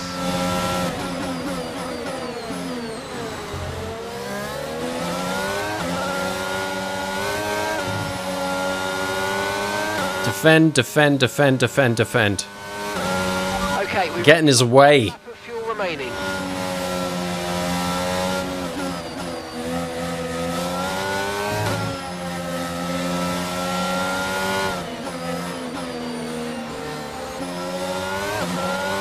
It's going to have DRS. Our gap to the car in front is 8. It's irrelevant. It's the car behind, mate. That's what we need to be keeping an eye on right now. Stick to the racing line.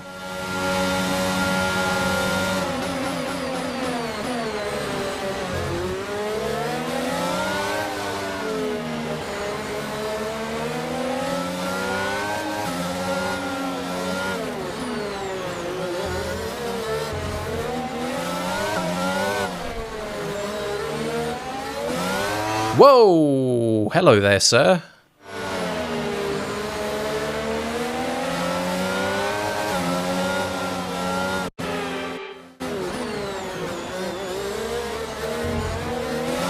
Oh no, please no. Hold it together.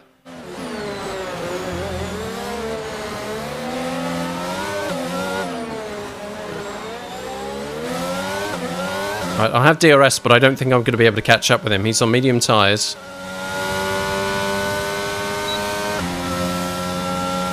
The most I can do is outbrake him and steal his lunch right at the end.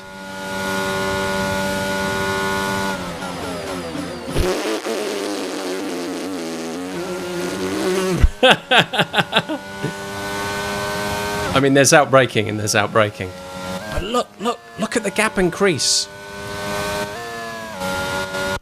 I want you to bear this in mind. Ooh, photo mode. Ah, chill. Ah, that's nice. I want you to bear this in mind. I have got within a second of Yuki Tsunoda. I pass the DRS line coming up, and I'll be able to open the rear flap, reduce the drag, I'll speed up. He doesn't have that. What he has is better straight line speed and a faster tyre. There's the DRS board there on the right hand side, and there's the DRS line on the track. At that point, I can open that thing, right? There it goes.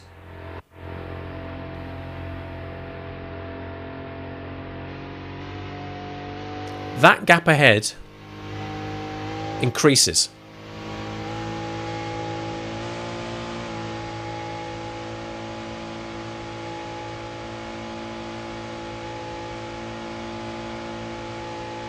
He actually pulls further away, even still.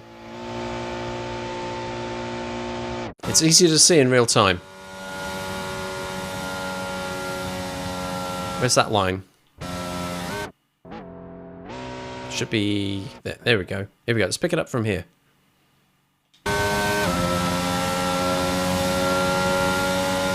Faster.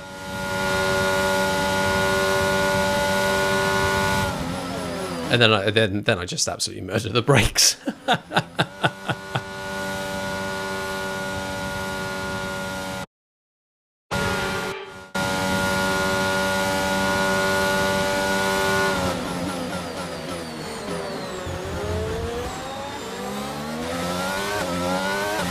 No hope. It's unfortunately not a points finish. That's bad. What? 10th? No, that was 11th.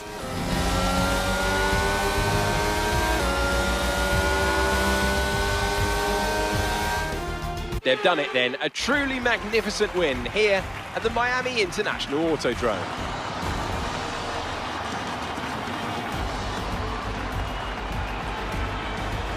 Anthony Davidson, a resounding victory today. What set them apart from the rest?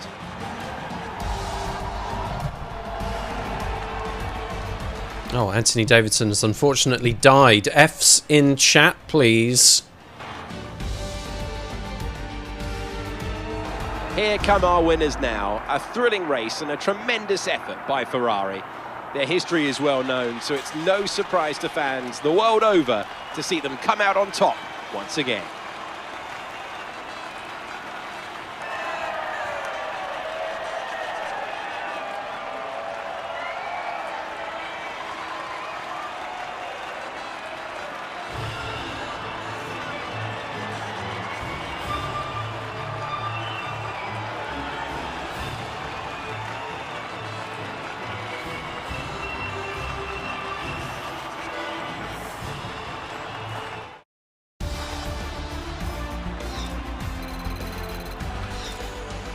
Oh my god.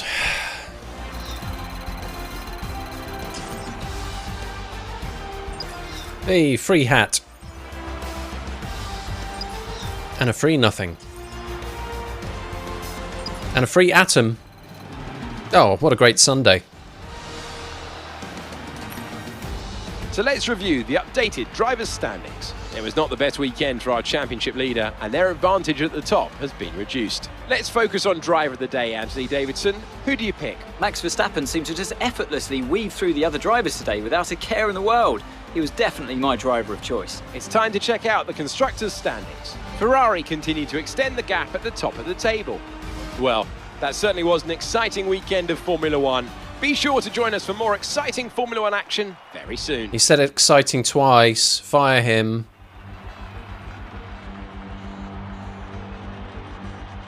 I thought I finished out of the points in 11th. I thought I was defending my 10th place against Yuki Tsunoda. Why have I finished 10th? This needs exploring. A steward's inquiry.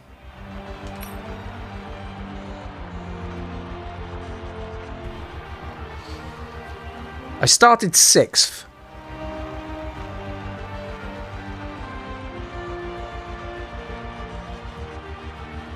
I lost a place or two. And I think I managed to get back to 7th.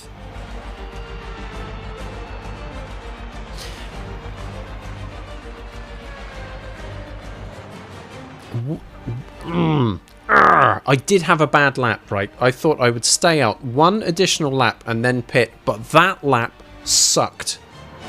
It was an awful lap.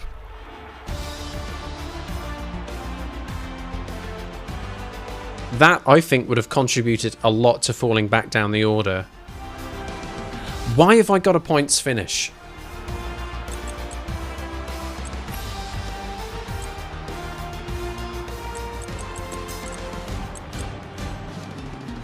Need to look at this, right?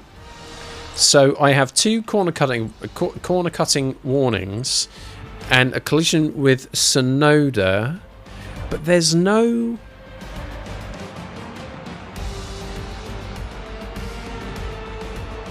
mention of retirements there.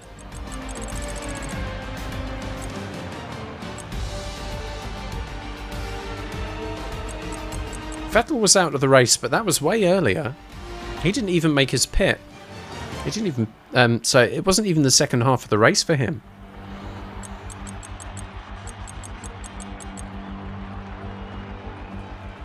I don't understand what just happened. I was convinced I was fighting to keep my 10th place and then lost it when Tsunoda passed me.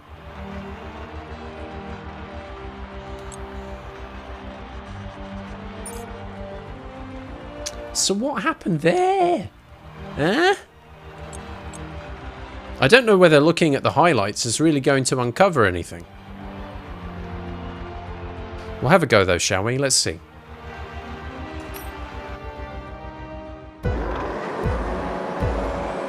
From 6th on the grid. I did have a decent first phase, but the car did sway over to the left-hand side. Here we go, diving on the inside. Off the line a little bit. Big, wide line.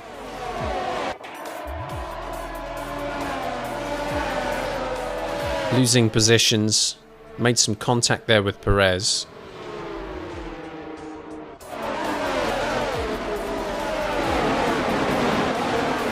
I'm surprised I wasn't just completely murderized on the first lap. Oh yeah, all the slow-mo. Dead eyes there. Just like real life.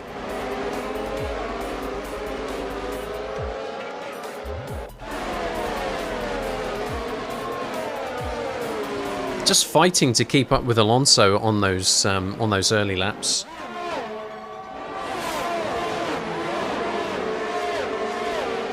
This is the back straight, DRS active. Looked like maybe Perez could get past, but I defended and held him off. Here's the safety car. This will be the safety car restart, I think. That was quite unusual to have that safety car period. There we go, safety car is in. Cars are pulling away.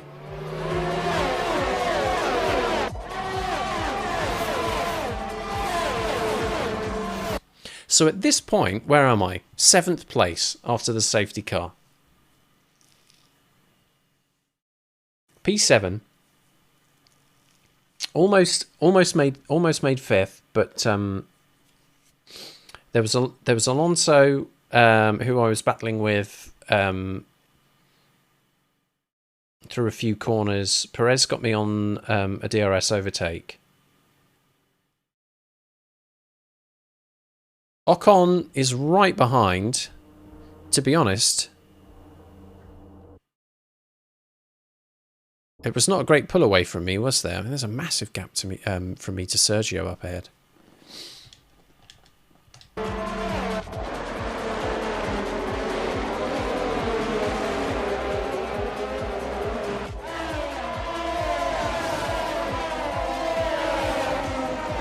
You can see I'm not quite on the same racing line there. That's what loses me precious tenths of a second. This is me just out on my own now. Oh, a little bump on the wall, okay. So this is after Magnussen was increasing the gap. A little, that's what I got the warning for, a little bump with Yuki Tsunoda. I'm in 10th. Yuki Tsunoda is fighting to take my spot. Yuki Tsunoda is going to be 10th.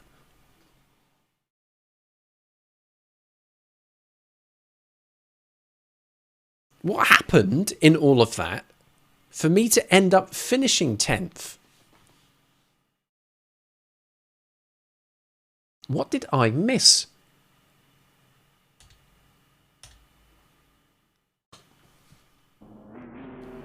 Heck yeah, Merker.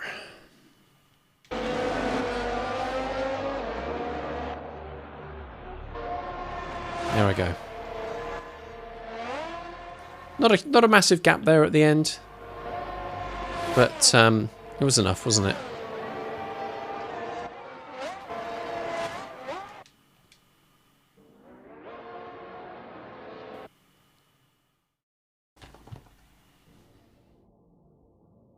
Okay, look.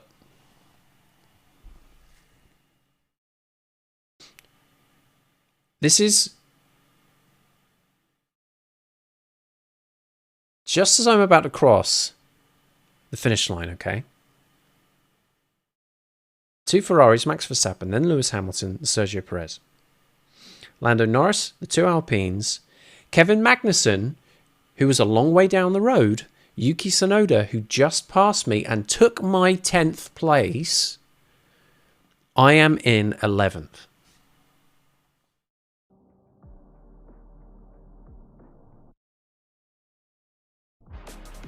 Yuki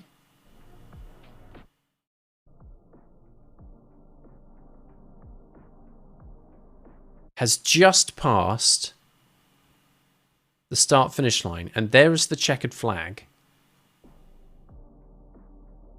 Watch what happens now. Right, I'm about to cross.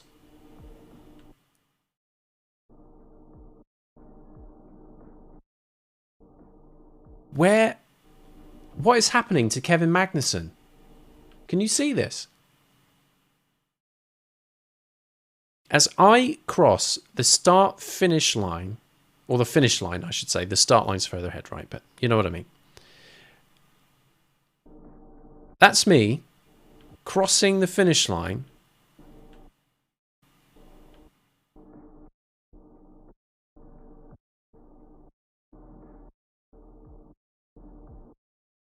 He drops to 11th. Then down to 19th. What happened? Because there wasn't anything on Race Director, but he was clearly ahead of me.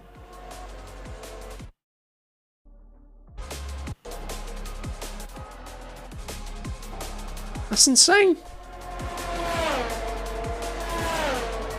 We'll have to go back and look at the results.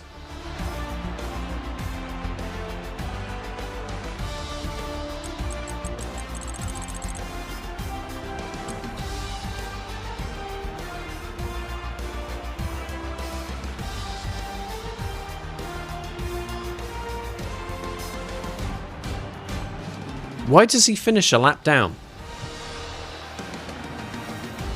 Was he always a lap down? That makes no sense.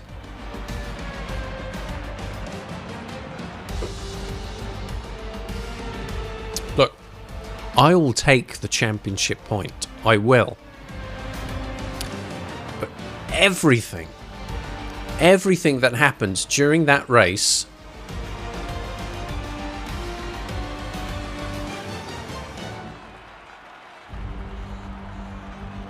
was crystal clear that I was battling with Kevin,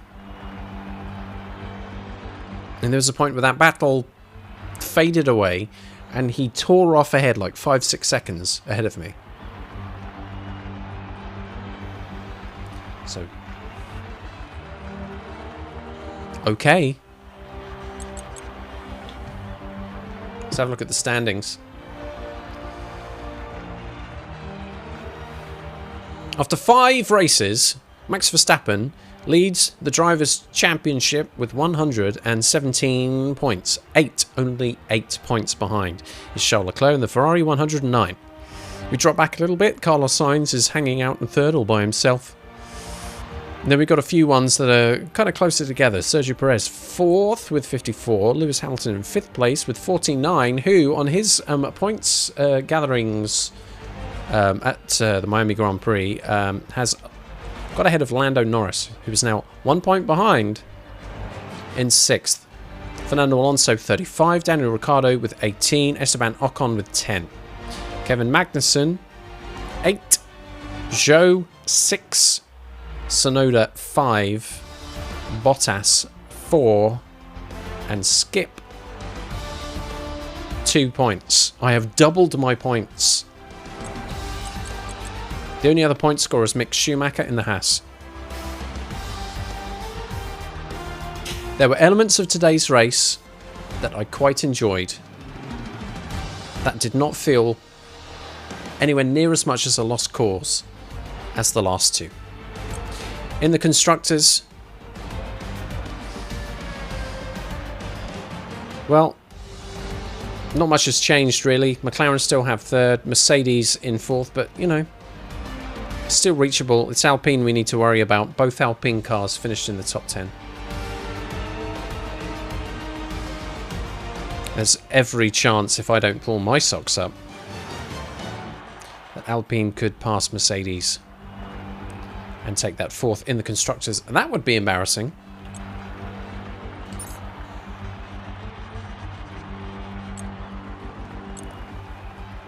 Okay, so I'm confused about exactly what happened with Kevin Magnussen, but I'm prepared to put that on the shelf and not worry about it. I'll take that point, thank you. I will take that point.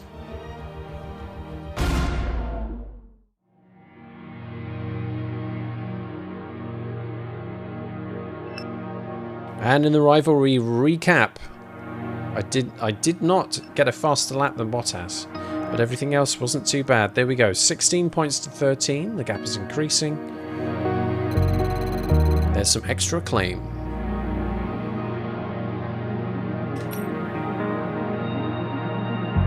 Somebody had better do something around here. I know.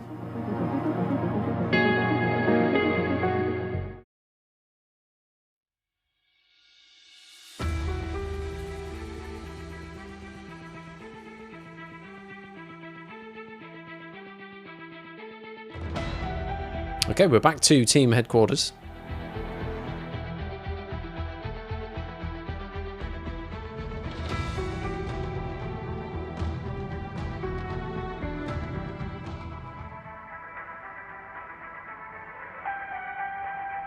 So we have some worn components warnings. There will be probably fingers crossed, some positive news with our R&D. Let's go to marketing. I have something for you. I hope they do have something for me.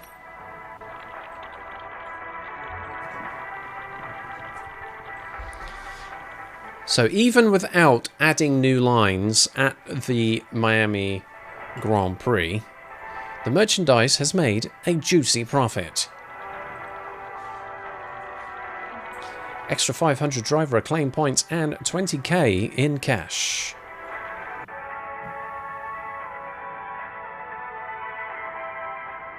So the next race weekend is the Spanish Grand Prix. With its own Pirelli Hot Lap, of course. Its own Hot Lap, of course! Let's have a look at that R&D, though, shall we? Yep, some bad news.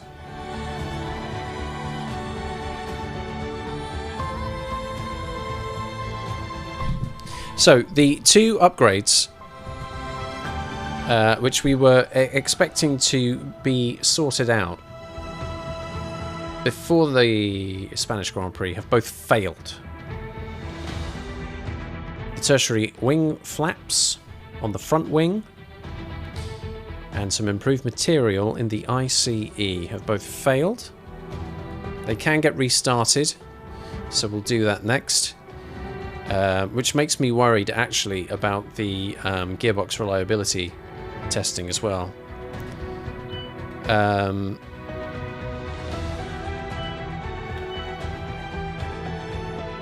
Morale is dropping. Only the powertrain team have high morale. Everything else is normal. Normal.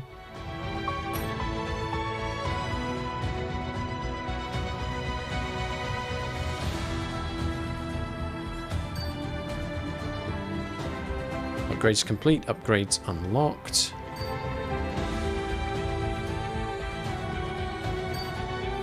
Another one has failed.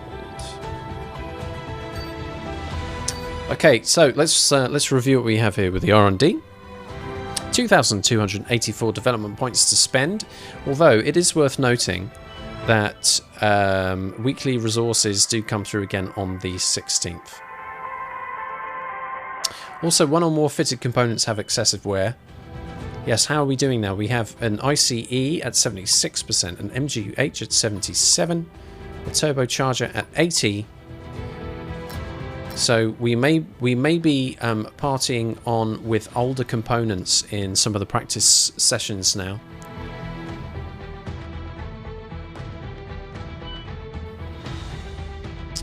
Anyway, yes, let's go back to R&D. Chassis moving along quite nicely. A significant upgrade to the engine cover is available.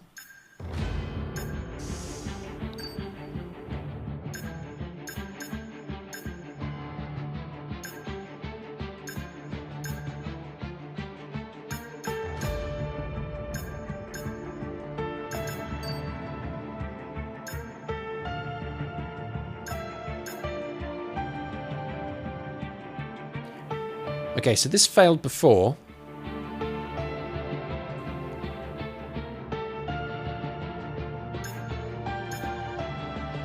Encouragingly, we can put this back into action at no additional cost, and it is expected to succeed in time for the Spanish Grand Prix. Well, that's a no-brainer, isn't it?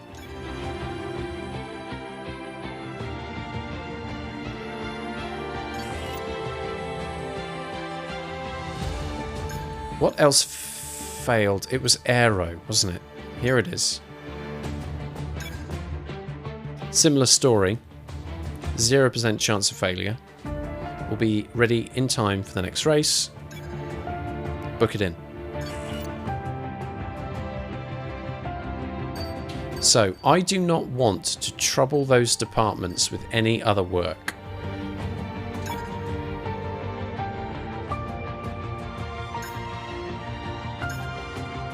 There is a massive amount of potential here in this reprofiled engine cover. Refinements to the design of the engine cover result in a weight advantage without compromising engine performance or cooling. It's going to take a while to develop. It does unlock some stuff for us. But it really ups the performance of this vehicle. It won't be ready for some time. Not until the end of May.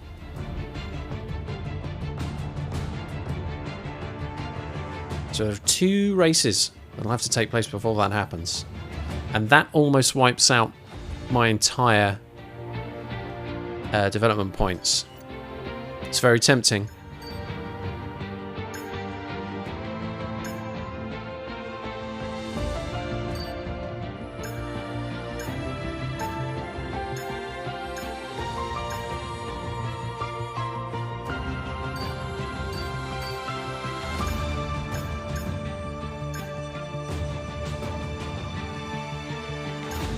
I'm worried about troubling the aero team too much here.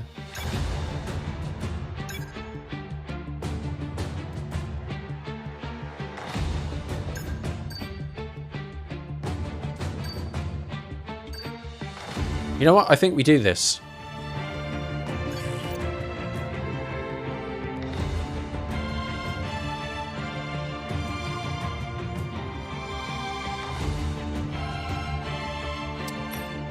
The morale is high with Powertrain, though.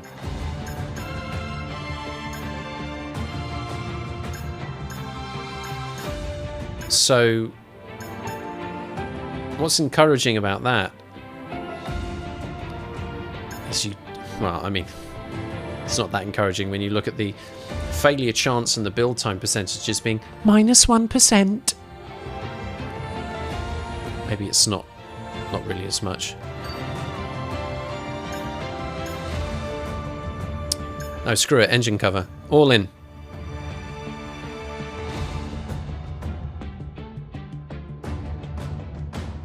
Really need to do something about reducing weight.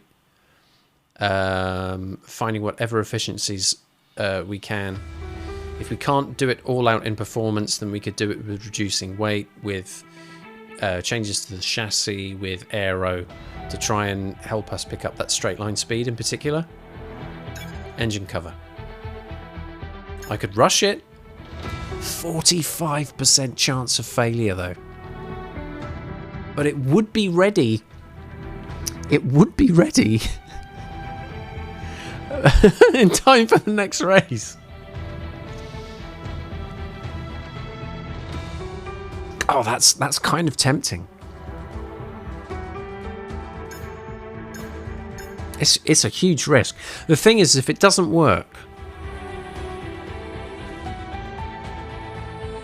they need to redo it. And it wouldn't get delivered until after Monaco anyway. And oh my god, can you see the races that are coming up, by the way? Monaco and then Baku.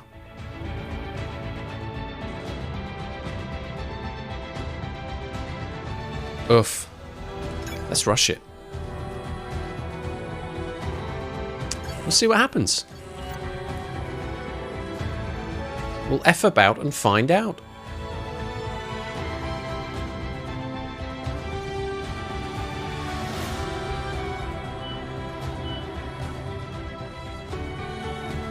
That's my market value, by the way, 2.52 million bucks.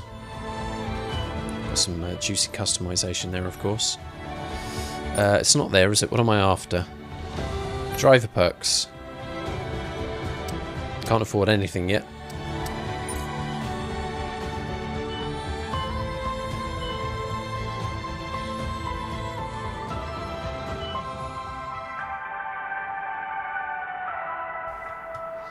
Gearbox reliability testing.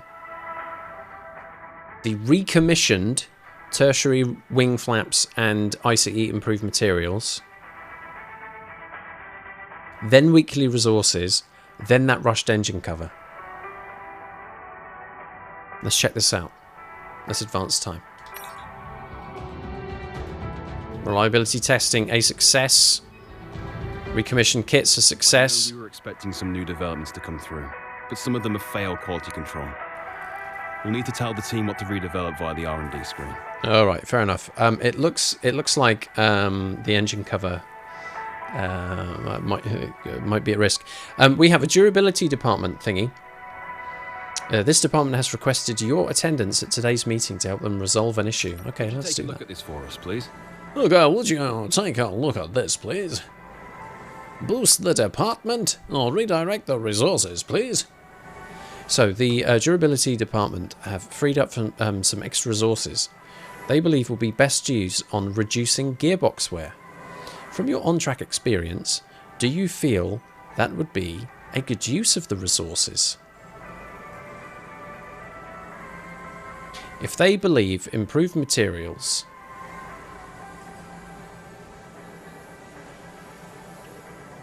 what are we doing here? Oh, I see. Oh, I have a choice. So, boost the department or redirect the resources.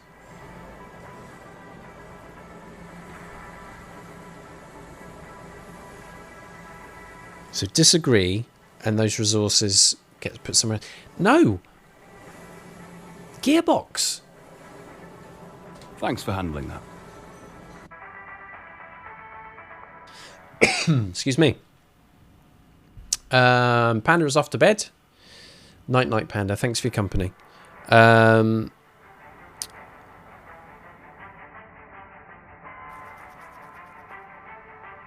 Okay. So.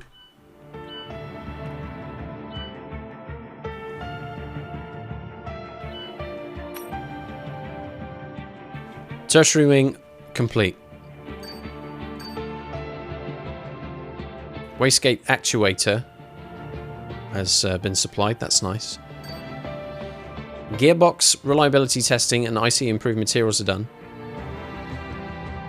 And now they're working on something else, right?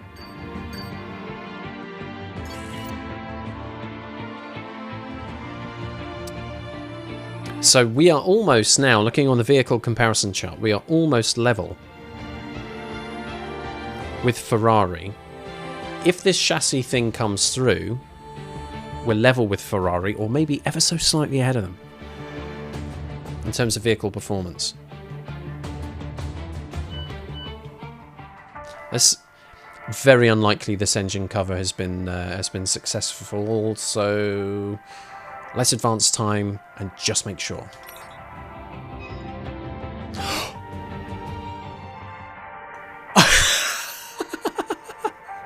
It went through! It was worth the gamble. It was worth the flipping gamble. 45% chance of failure is a 55% chance of success. Very happy to see that.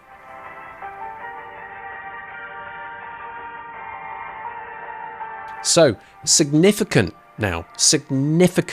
improvements have been made to the car.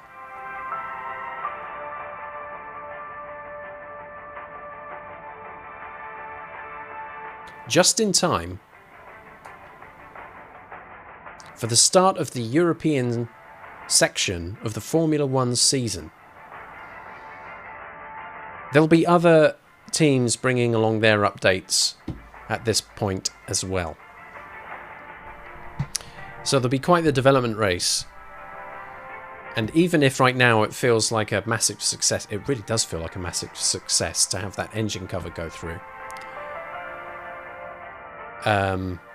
We could well find ourselves in a situation where other people are developing just as well.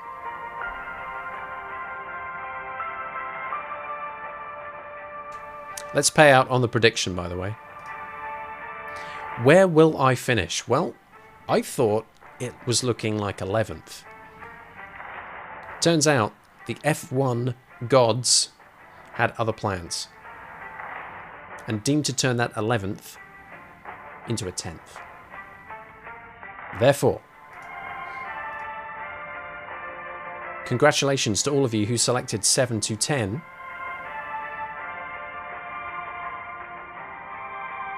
You have received jury's engagements distributed amongst you.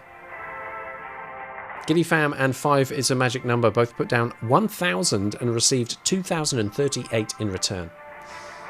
Chip and Amber Swan, smaller bids, but they get more back to spend however they wish. So congratulations to the majority of our gamblers this evening on picking 7 to 10 by the skin of our collective teeth. We actually managed to pay out a prediction to some people instead of it going, sorry, it's 11th. All of those engagements, KLF style, have to be set alight. There we go. I started the stream earlier.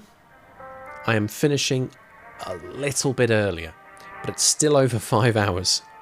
I need to speed up that practice section in particular, I think. Spending a lot of time in practice. To be fair, it's necessary. But we're getting way after 9 o'clock before these races start. It's just as well I started earlier. That's all I'm saying. So I guess I should wrap up. A better race weekend at Miami. A positive kind of a positive journey in the practice sessions. A reasonably good qualifying performance. And positive elements to the race. There's still things that aren't going quite right there. Some of that is driver, some of that is car. To be honest, I think most of it is driver and some of that is car. There's clearly a straight line speed weakness that needs to be fixed or addressed in some way. Because what you don't want to see is cars with DRS and you having DRS too, kind of coming up behind you and closing that gap. I don't like the look of that. Like, there was very little chance of being able to get back to Yuki Tsunoda on that final lap or so once he got past. That was rough. So it'd be good to see some developments there. But I come out of this race weekend feeling a lot better about playing this game, because after the last 2 weeks it hit really flipping hard. And I don't mind a challenge. But an uphill struggle, it's not what I've signed up for. Let's be fair. Anyways, boom, we are done at last with F1 for this evening. I will return this time next week. What is next week, by the way? The 23rd, flipping it, almost towards. Oh God, no time. Slow down. Back next Sunday. At the earlier start time of 5:30 PM UK time. Don't forget, we start the European section of the F1 season at the Spanish Grand Prix. Slightly different corners in a couple of areas of the circuit might make it kind of interesting. It's a fun circuit to race around. It's a bit of a boring one to watch on TV, but I'm hoping we will have lots of fun racing around that circuit next week, and fingers crossed for another points finish. Join me then, Sunday, 5:30 PM UK time.